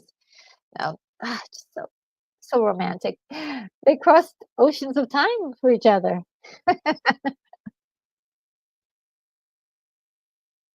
Oh, yeah. And like, for somebody who's really, like, loves the story of Dracula or Lucy, depending on the the story, um, Jonathan Harker is sort of like the fly in the ointment. It's like, "Ew." I mean, everybody loves Van Helsing, right? He's a very capable man, um, and, he's, you know, he's a great match for Dracula. He's studied, he knows what Dracula is, he studies him, he's his exact opposite, but Jonathan Harker is, like, kind of I feel bad for his character, the story. But, speaking of Jonathan Harker, I believe that the best Jonathan Harker that I've ever seen on screen happens to be that Langella version, of Jonathan Harker. I was like, "Ooh, I like this one. I like this one."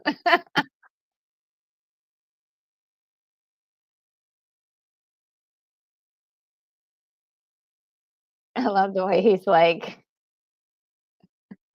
very romantic in a weird way.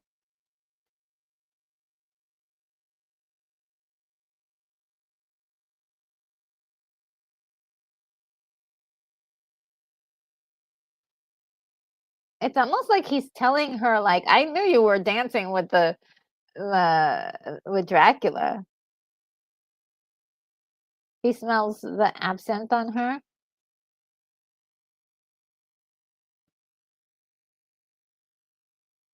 So cool. He knows everything, like, already, like, he's like, "Okay, I get what's happening here." Very, very capable, adversary to Dracula. I love that, uh, you know.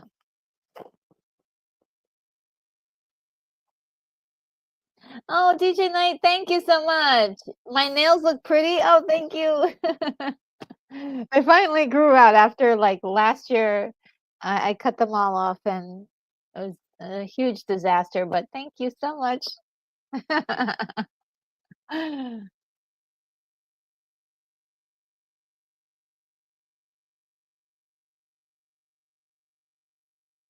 I love this. Her friend is like, "No way." Yes.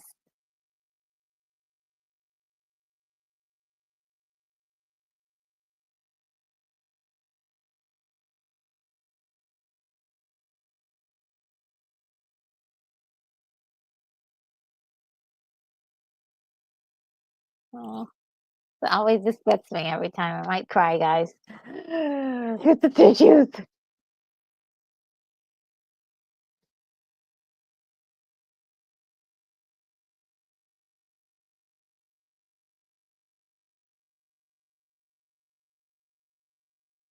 Lucy is not doing well. But, like, she's wearing, like, a silver, uh look at that like a silver bed garment. Like, I've never worn anything that fancy to bed, that's for sure.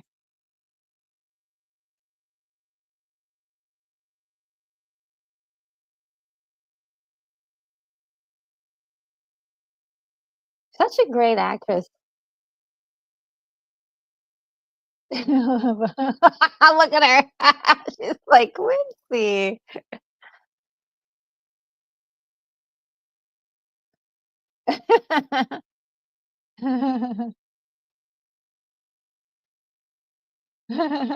Like, I love this.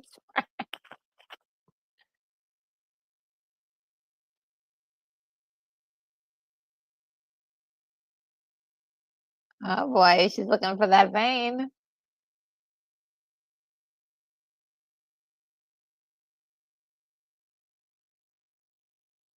And Quincy's like, "Wait a minute, that's my girl."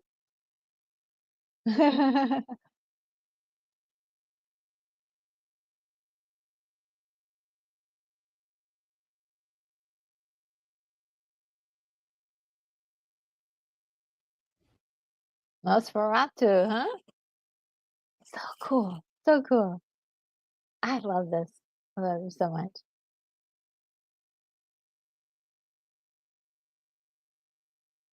Now he for sure knows what it is.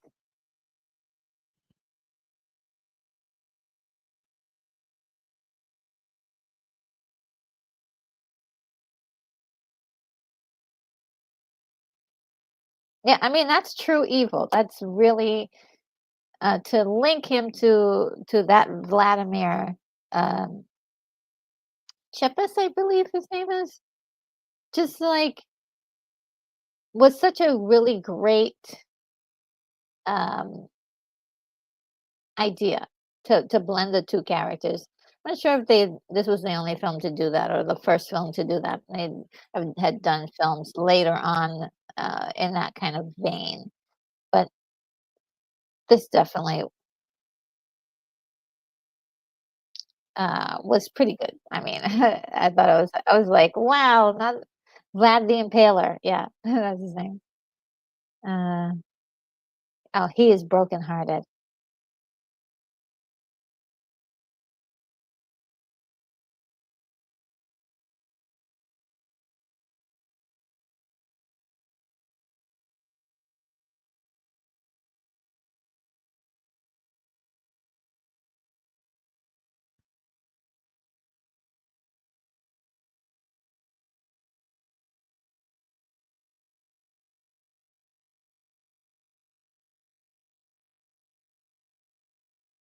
Oh, she's throwing away everything that they had together.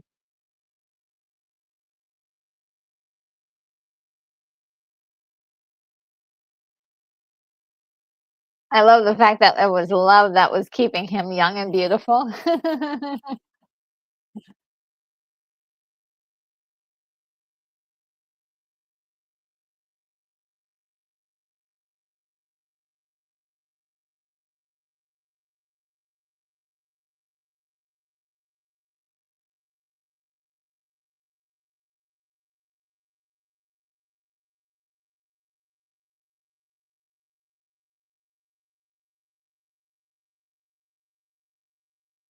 Now I really wanted a backstory on that. I was like, why has he been following Dracula his whole life?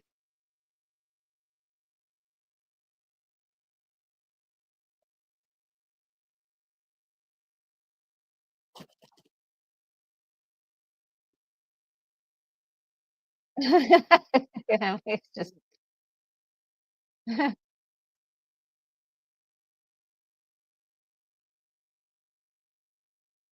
yes.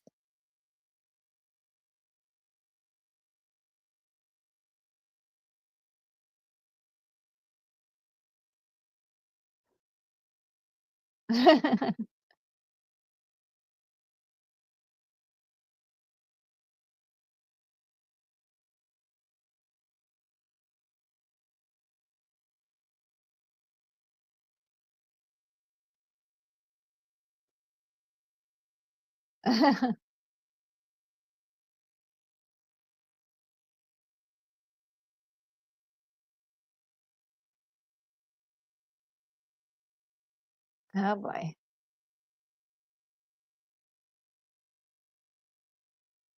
And I wonder if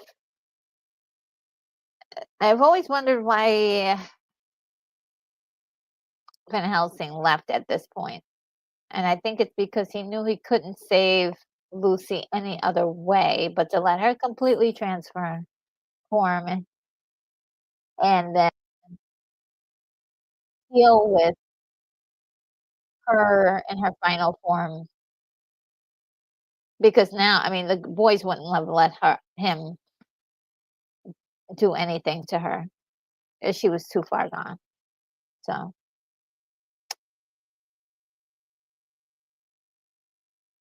it's kinda sad too because Lucy's personality is so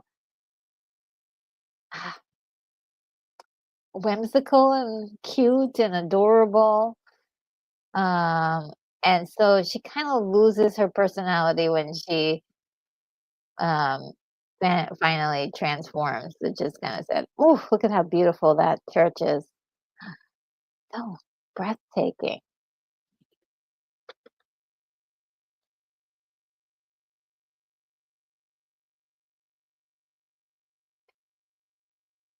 Oh, I was also surprised he didn't. Oh, I better wait in case somebody hasn't seen it.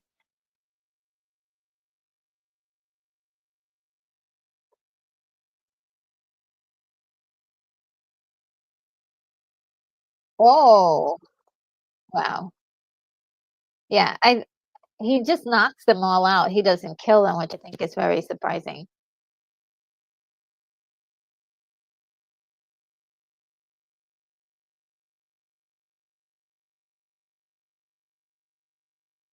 And he's an older man now because of the spell to get Mina was broken.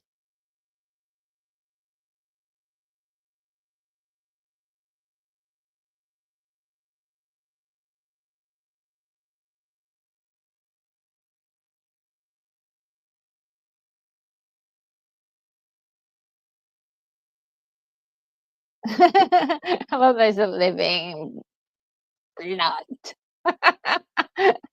The emphasis is, is just so strange. This part was so wild, having the wolf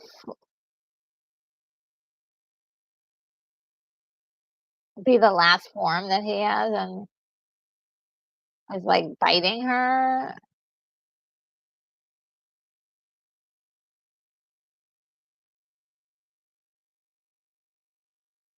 and then the Stanley Kubrick blood, like, this kind of comes out. I would say that that's gotta be, like, a shining moment, like, when you see all this blood exploding everywhere. Ah, oh. Oh, one thing that Francis Ford Coppola said was that this scene was, inspired by Snow White, being in a glass coffin. So, it was something that always fascinated him, and he put it in the movie.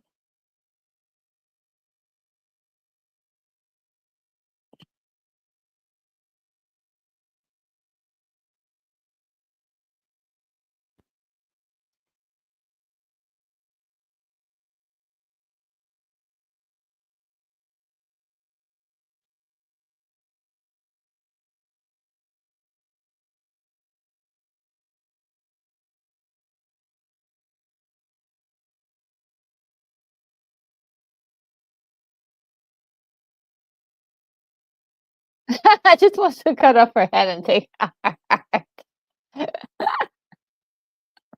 No, no, no, I just wanted to dismember her corpse.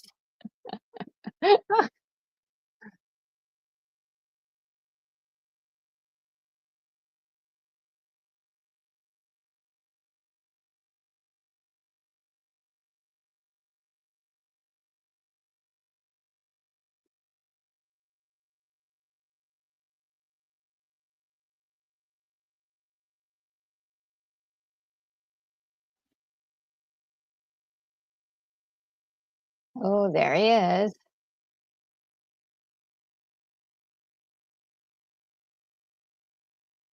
Oh.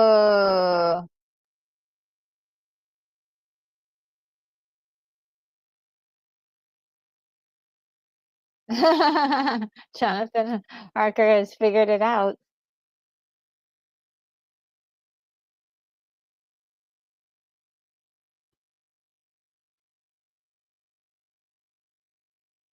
And this sounds like one of the best and worst transitions ever. I say it's worst because of the emotional tug, but also, but it's one of the best because uh, it's really great. Oh, and Moonbeam says, "Yeah, I can see the Snow White influence." Yeah, it's really great.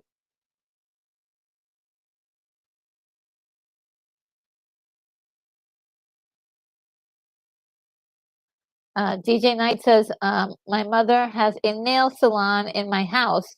Your nails can always use a pedicure."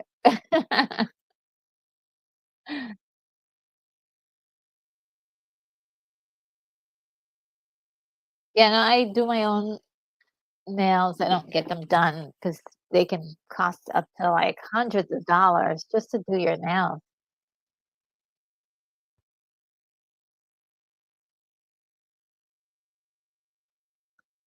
Ooh. See, like, there's so much going on. They had to bang it open. They had to pull out all these,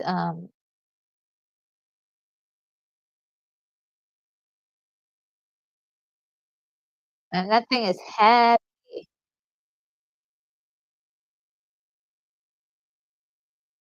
And yep, nobody's in there. There's that laughing in the background. Oh, so good.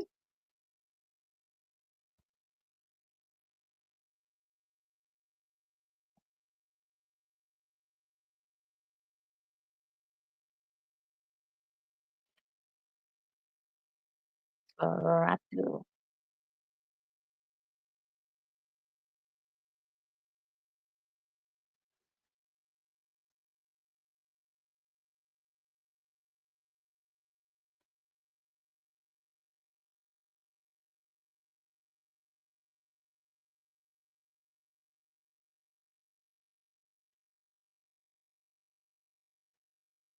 Oh boy, here she comes.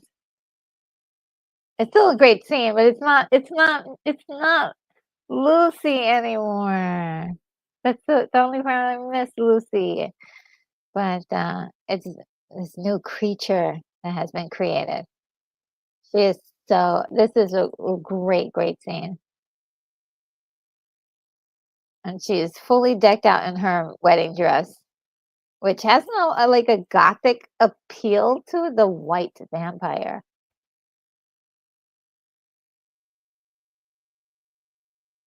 She drops the baby. She's like, oh,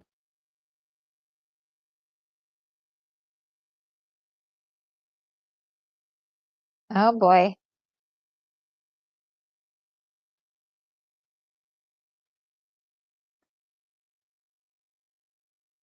He's like, oh snap, yes.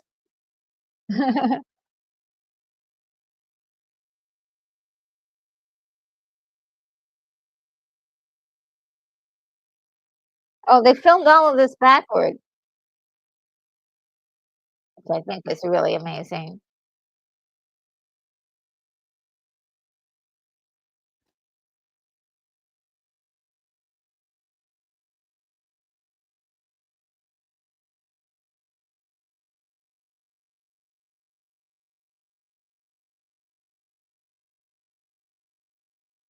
It's very interesting because the other brides, who I think are more powerful, they were able to melt that crucifix on Jonathan Harker earlier. But oh no, he's got to do it. Oh no, he loves her.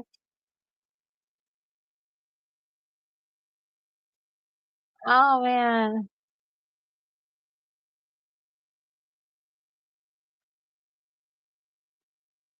Yeah, that was that was a horrible transition. But it was also a great transition at the same time.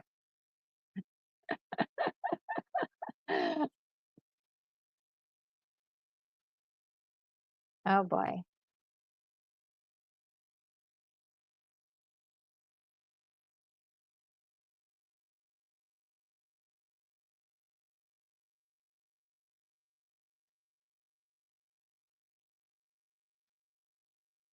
I always like that line. It's like, "Doctor, please." He's just saying it outright like, "Hey, this is what happened," but he doesn't have the emotional capacity to really feel like, "Yeah, yeah, I know that you're upset and everything, but this is what happened." Oh,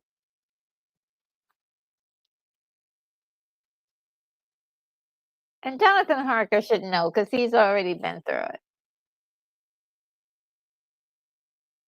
and I really enjoyed the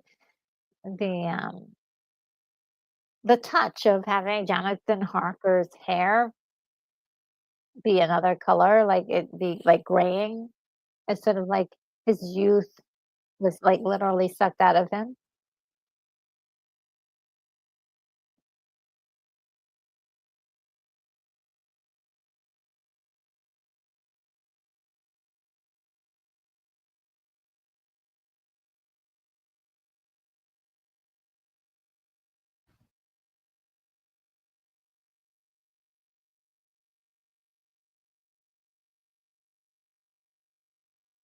Yeah.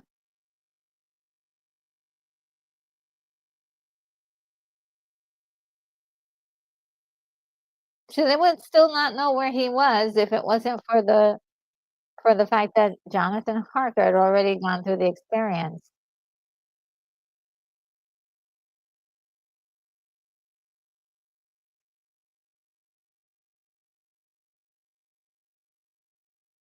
Because she's in love with him.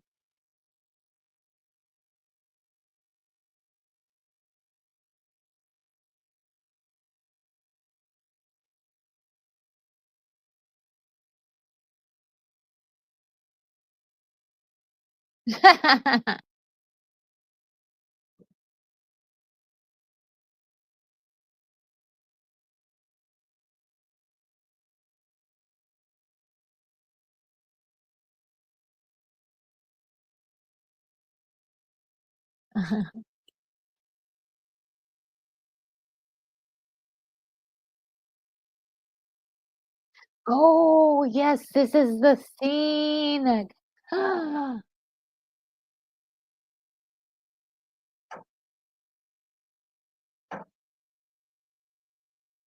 He's like one of the most dangerous people.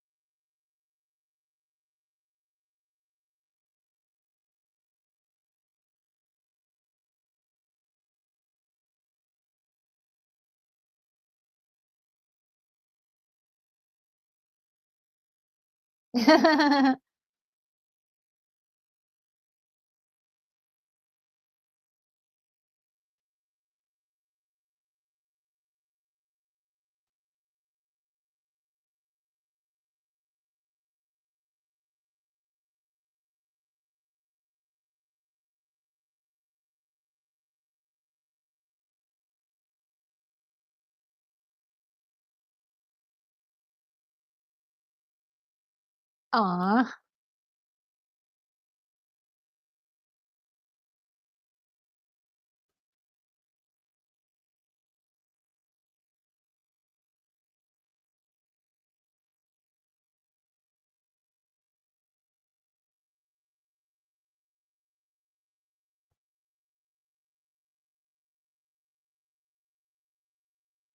do you see the red glint in his eye? Or there a small see this red glint reflecting in his eye?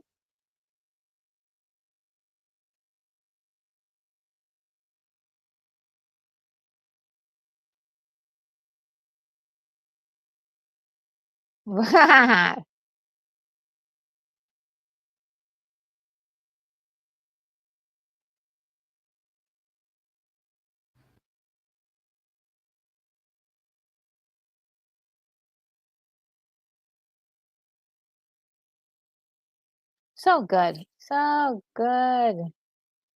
They're like, "Oh, yeah, we got him. We got the boxes of earth, and we're at his place."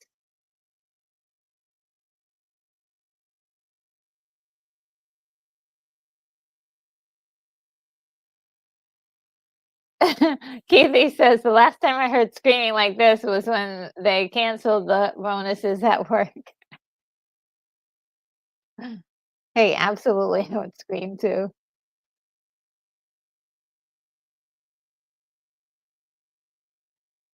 I This is the part I just absolutely did never liked is when they burned his earth. Like, I don't know why I have any empathy for Dracula, but I just didn't want them to do this.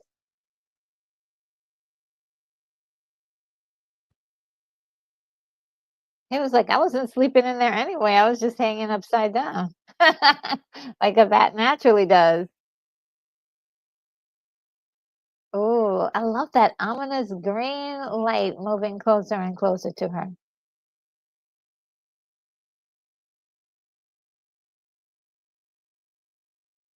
Yeah, because she told her to leave.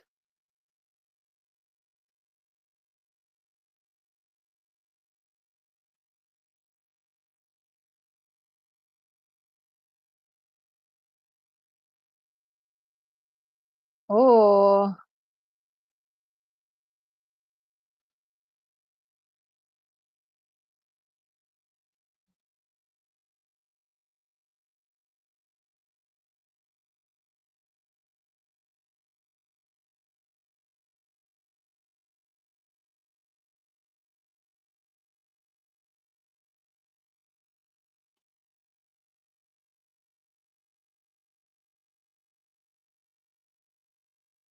oh.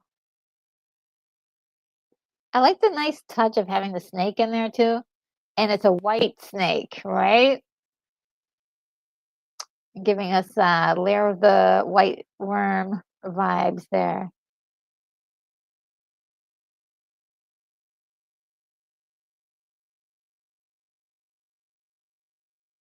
Yeah, that was scary. I was like, "Oh my goodness, he's like snuck in there as there's a mist of smoke underneath her covers."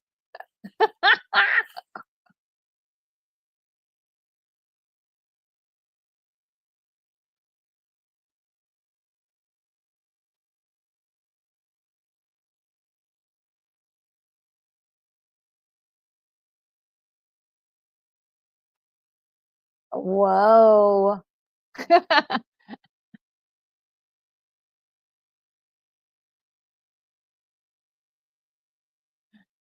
Just shows up like a mist of smoke in your bed? Oh my god, that's really crazy.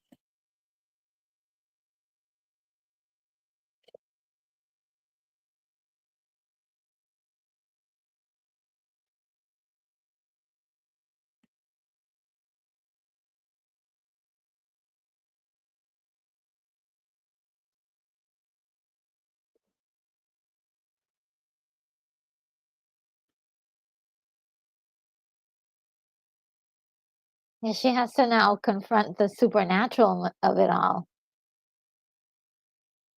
with open eyes this time.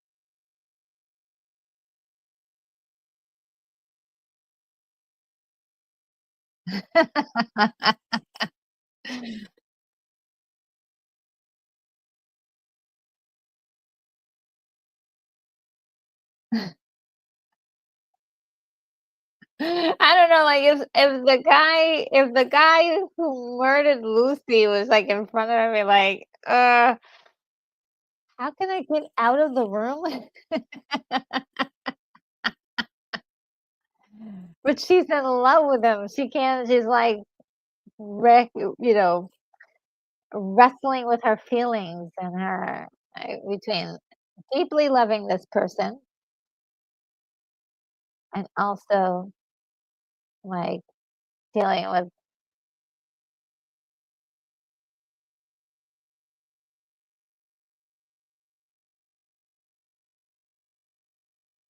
so good.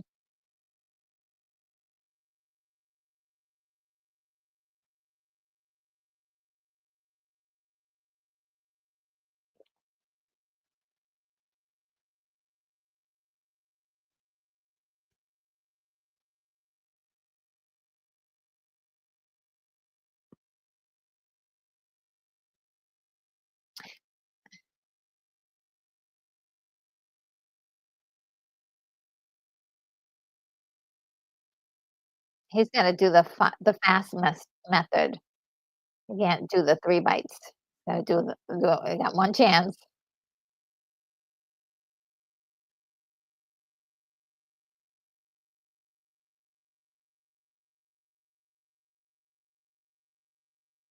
I think at this point, I feel like she's transforming into Elisabetta completely.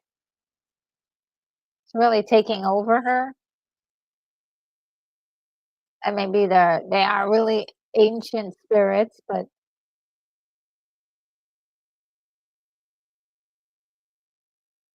now notice they never showed you the bite that he gives her, which is, like, could be gruesome and bloody or whatever, but they don't show you that. Saves money on the special effects, but also you don't lose anything by not seeing it.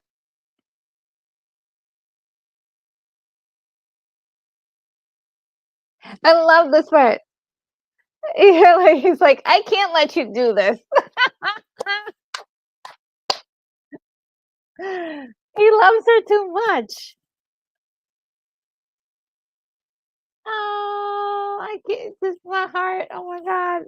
Sorry, guys. I'm leaking. Oh gosh.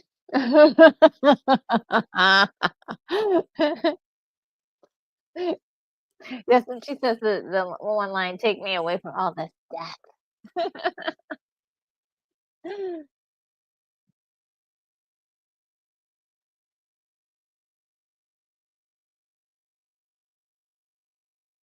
Honestly, the acting between Gary Oldman and Winona Ryder in this scene is so incredible. You know, this is their vampire wedding, right? This is their vampire wedding. My only sadness is that it didn't last long enough. These jerks came in. Like, what are you doing? They were having a vampire wedding.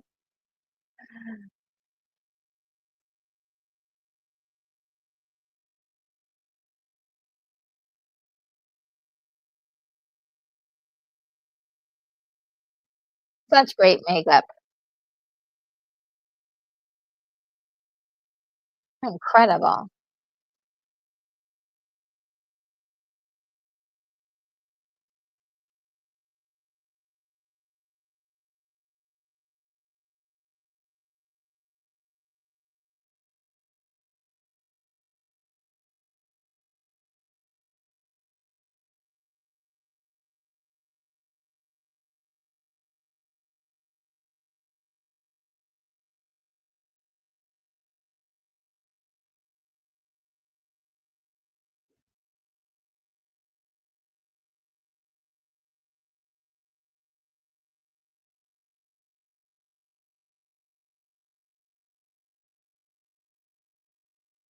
I love this. All you see is the eyes glowing, and then, "What?"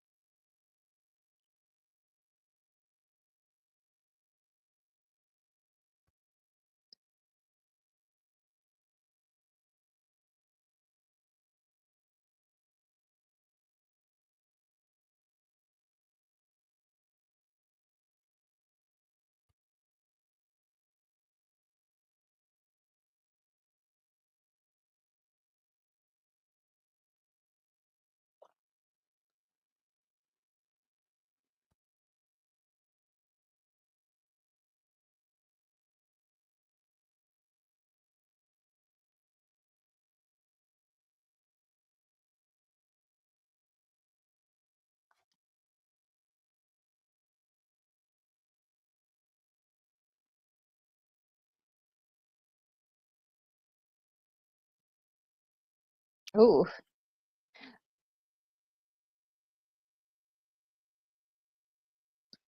Oh, Moonbeam says Jonathan is totally white-haired now. Yes, he is. He really is.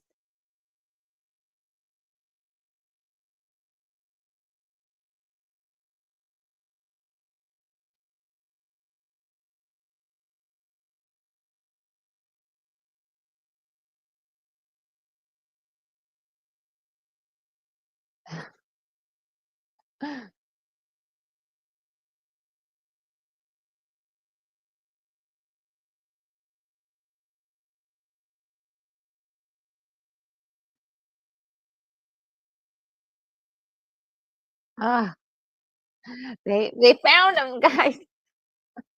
I hate this part when they're able to find him by using Mina.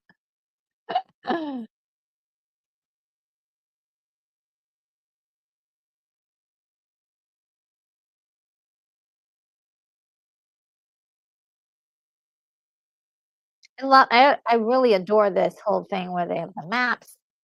They're doing that old school, like, James Bond movies where he used to, like, travel through different, continents and, yeah, just I love all this. It's such an artsy film without the pretentious it's not pretentious either.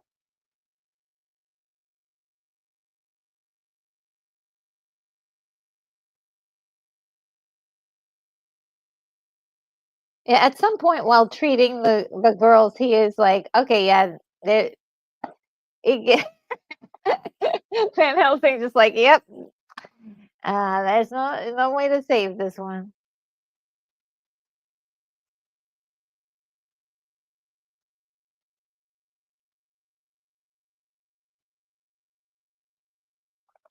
I also wanna note that she, like, mm,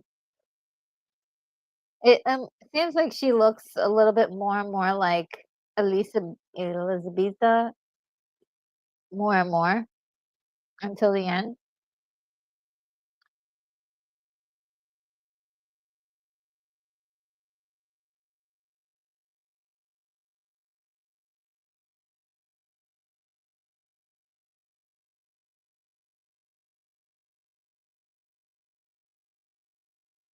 I love this chase scene though. Both love it and hate it because, of course, I hate it because they're chasing after Dracula, but I love it because it's like he's like one step, just like one step ahead of them every way, every step of the way, and I love that. I love that he's like doing everything he can to beat them. It's not an easy takedown.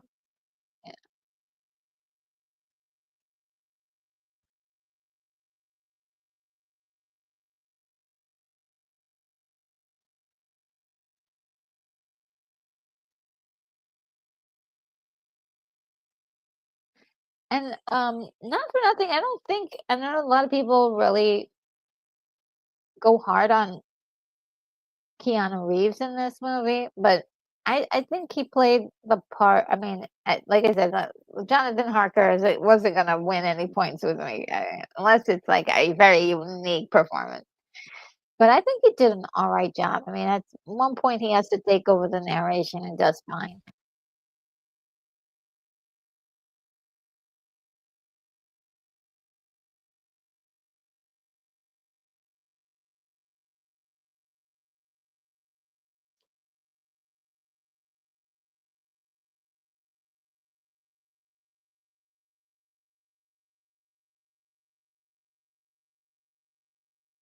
Ooh, okay, this scene right here. Oh my god.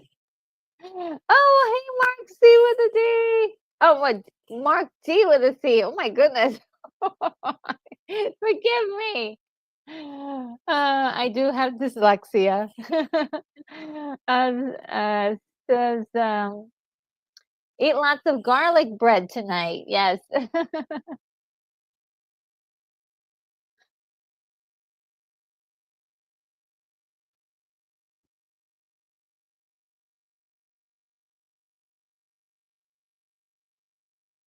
The her vampire sisters are telling her things.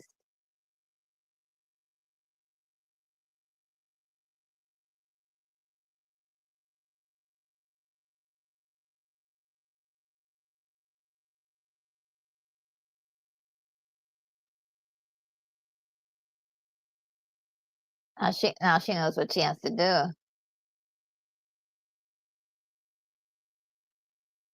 That's the part I like. That's the part I like. She's like, "You've been so good to me, Professor."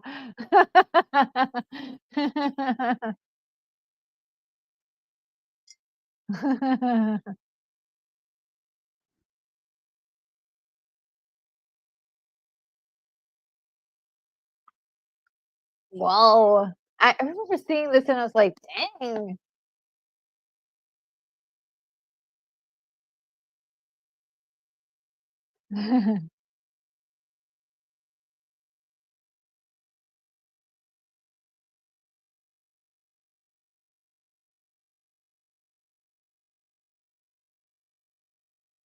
She almost had him.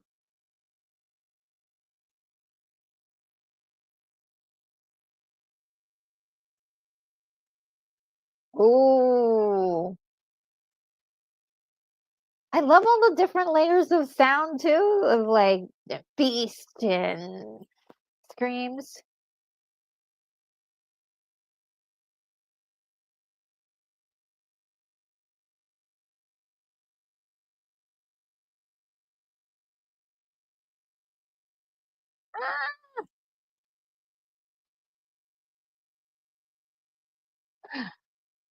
I love those girls so much. I wish there was more of them in the movie.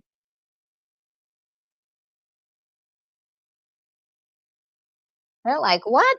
And they take revenge on the horse.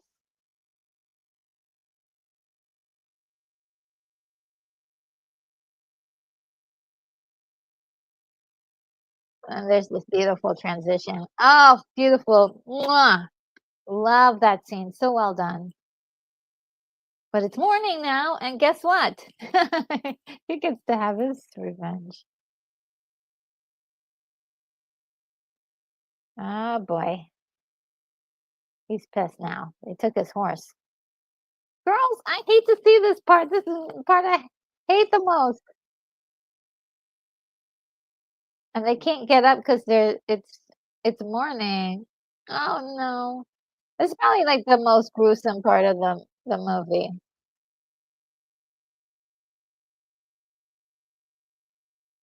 They tried to stay away from being gross in this movie, and, like, there's, like, the horror elements, but then, like, you don't see so many things, things are happening.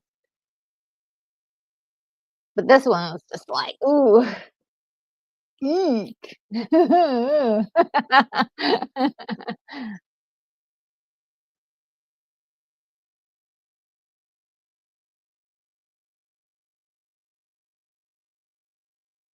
He knows that he has one last player in on the team, or on the field, if you will. That's Mina.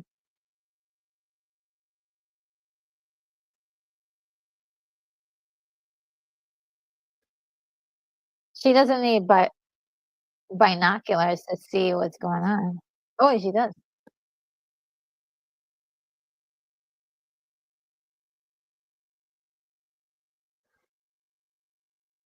Come on, Mina, do your thing. Yeah, now she doesn't need binoculars. She's becoming more like them.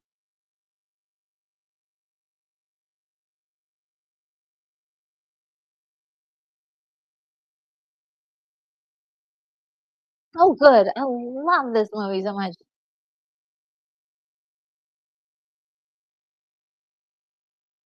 Come on, Mina, do it. Do it for him. Moonbeam says, in this version, those are Dracula's wives. Yes. And all the other versions that I've seen, they've been his brides too.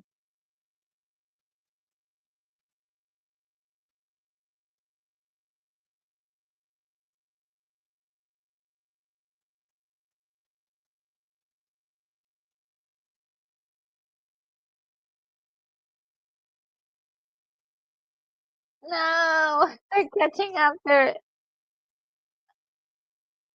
I don't want them to catch up to Dracula.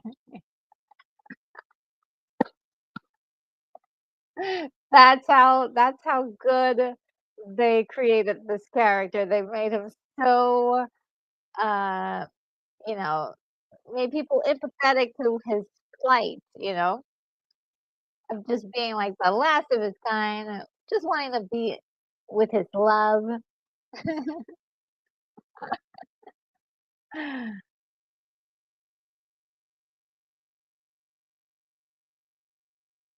Well, let's not make it, let's just be honest, he's a bad guy. He's a bad guy. Oh, no.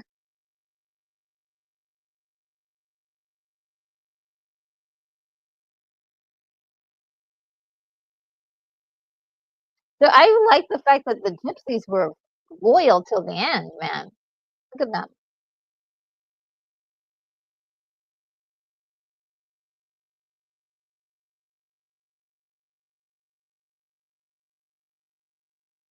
Oh, no. Quincy. I forgot he died.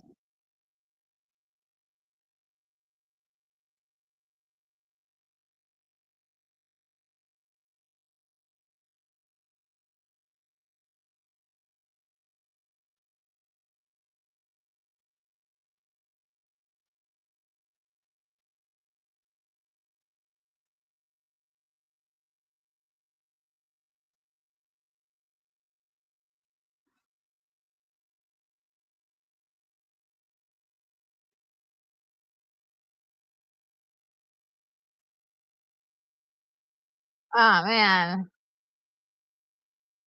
Jonathan Harker was the one who got a chance to do that too. The killing blow from Quincy, who has already been stabbed.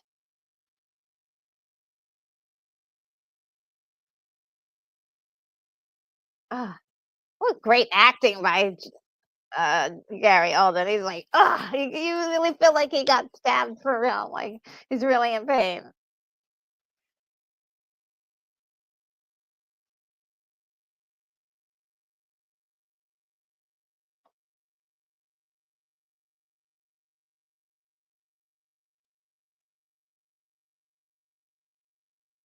Oh, I feel so bad. She's like, oh, I'm gonna cry.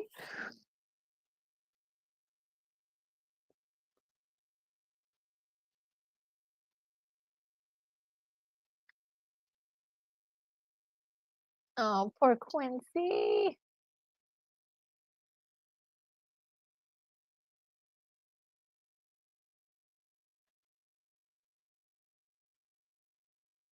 And Jonathan Harker had to give up his wife basically, and just like she's gone. It's so sad. Oh my god, guys.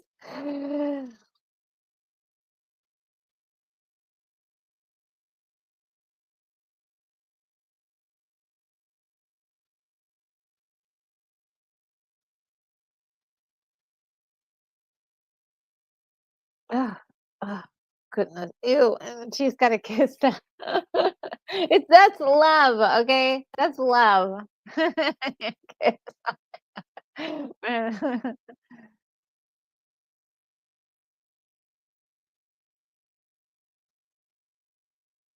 Oh, yeah. Oh, yeah, I love that part.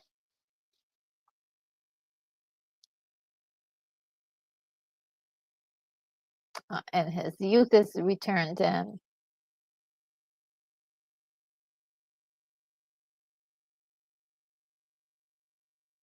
Oh, give me peace.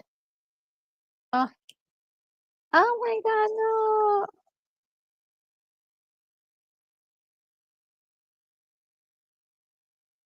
She's released from the vampire lore or the vampire spell.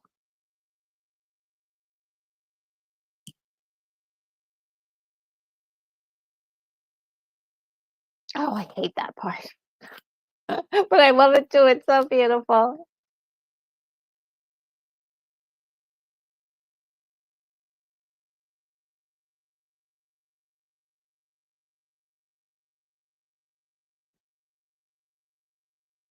You gotta really be a good actor to be like, pretend to be dead while Winona Ryder is kissing you.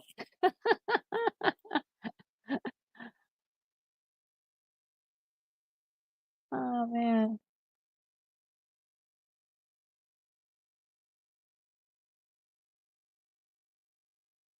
Oh,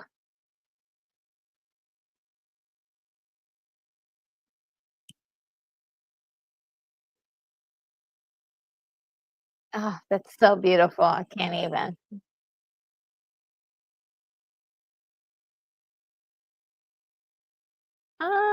So pretty. Ah,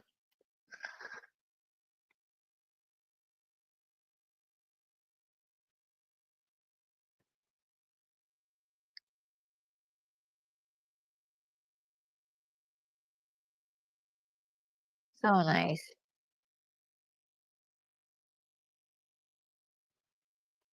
And a little bit further along, you get to hear Annie Lennox's, song. Oh, so pretty. Love Song for a Vampire, so wonderful. Oh my god, guys. I'm sorry. I'm like a hot mess right now because it's so that movie is so beautiful. I hope you guys enjoyed it too with me. It's so amazing. Let's see what the comments are saying. Uh, uh,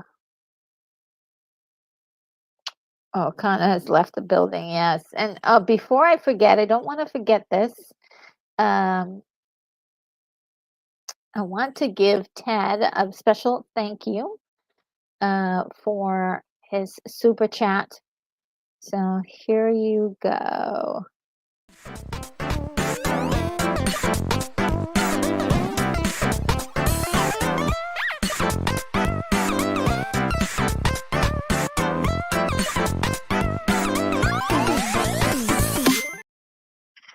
Oh man, thank you so much. This is so great.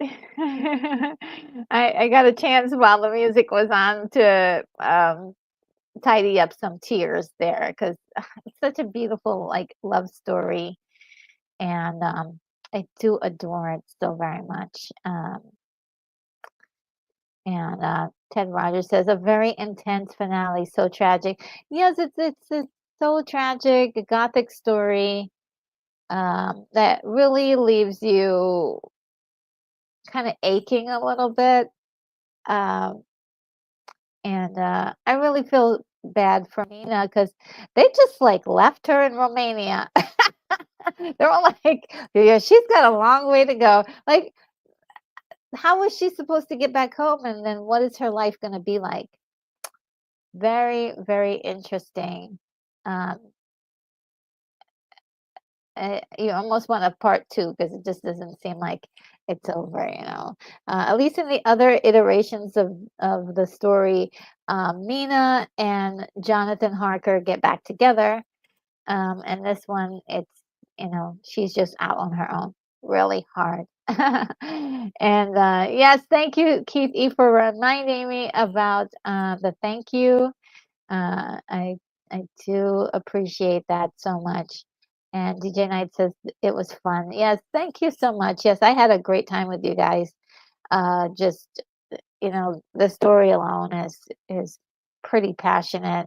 I always keep going back to that one from I think it's 1979, Frank Langella, where at the end it was just kind of hopeful that you thought that maybe it looked like he faded away, but there was a slight chance that Mina was going to wait it out, and and they were going to be back together again.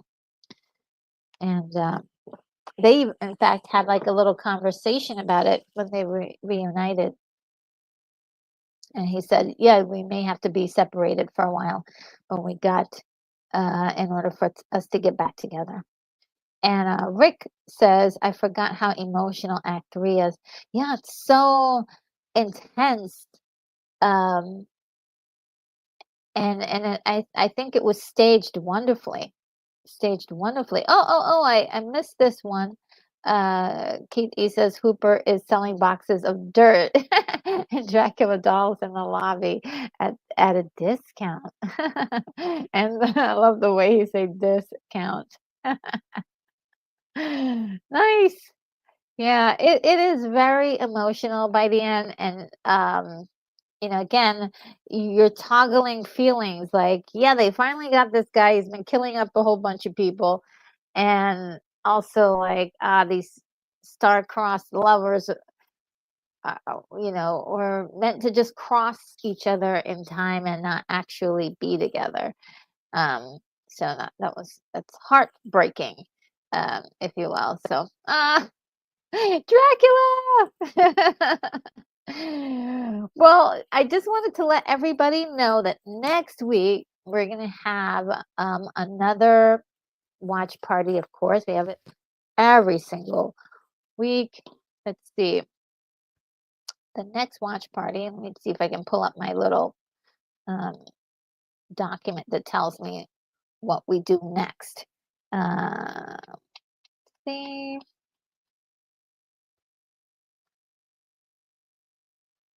I can find it. All right, so this week was Bram Stoker's Dracula. Next week is going to be RoboCop, guys. Woo! You have 3 seconds to comply. Oh, man. Great, great, great. That's a good one. I can't wait. That's going to be so much fun. Oh, my goodness. Um, so do let me know. Um, if that is one of your favorite movies. It is one of mine for sure. And I'll try to talk about it a little bit during the week, and so look out for any posts from me. But guys, right after this, at about an hour from now, I'm going to be over at Lorena Creole's channel, and we're going to watch a movie. Let's see, what is the name of the movie that we're going to be watching? Well, it's going to be Beverly Hills Cop, 1984. This is, I believe, um, Eddie Murphy's first solo starring movie, and it's really it's a classic. It's a classic 80s, uh, you know, cop film, and it's a great comedy as well. So I hope you will be able to join us for that. Let me see if I can get the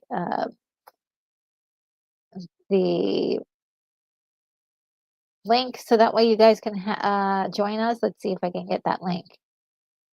Copy. So much fun. I love that movie so much.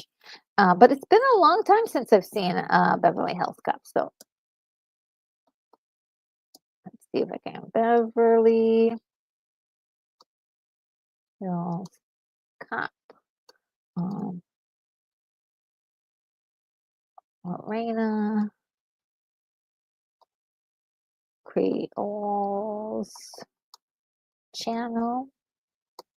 Join us if you have some time tonight. That would be a lot of fun to see you all there. So if you're on X, just look up Lorena Creole. She'll and it should pop right up.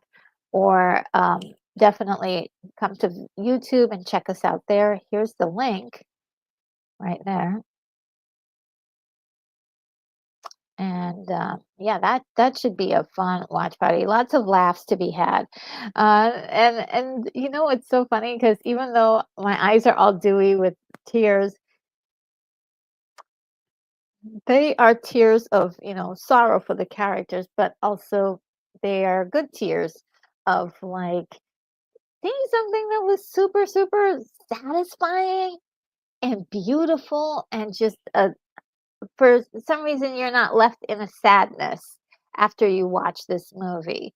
You are just sort of in sort of a like weird sort of bliss after seeing a movie that has so much beautiful visual storytelling as well as just incredible characters, iconic characters. And, the fact that you can look at other films that you've seen in the past that are also, within the same genre, possibly other Dracula films, and compare and contrast. It's just another like layer to the fun of it all. So I do love that. And DJ Knight is showing us their cop badge. So cool. And a cop car. Nice. So guys, I am gonna get going. Thank you so much for hanging out with me today. And let's see, do I have any other links for you? Yeah, just hope that you are subscribed and that you are going to get the notification for next week's watch party. We should have a blast with that one for sure. RoboCop. I know it's just one of those movies that kind of put a little smile on your face, and I'm sure it will have so many quotes like "I'll buy that for $1." That's a great one, and just love Paul Verhoeven. So, guys, I'm gonna head on out, get ready for Lorena Creel's watch party a little bit later, and hope to see you somewhere around the neighborhood. Take care. Retro Nerd Girl, you are clear for takeoff. In the neon light she stands, retro girl with nerd comments. Memory lane she takes your hand to the past where good times land. Pixels glow and screens do hum.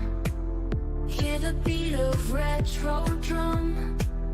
Geeks unite, oh here we come. Nerdy world where we're from. Retro logo leads the way. In the night to yesterday. All the nerds come out to play. She's the light, won't go away. Film and movies on rewind. Good old days in nerdy mind. Retro nerd girl you will find, guiding us all intertwined. Joystick games and cosmic fights. Wonders days and sleepless nights. With her everything feels right. Retro glow in neon lights.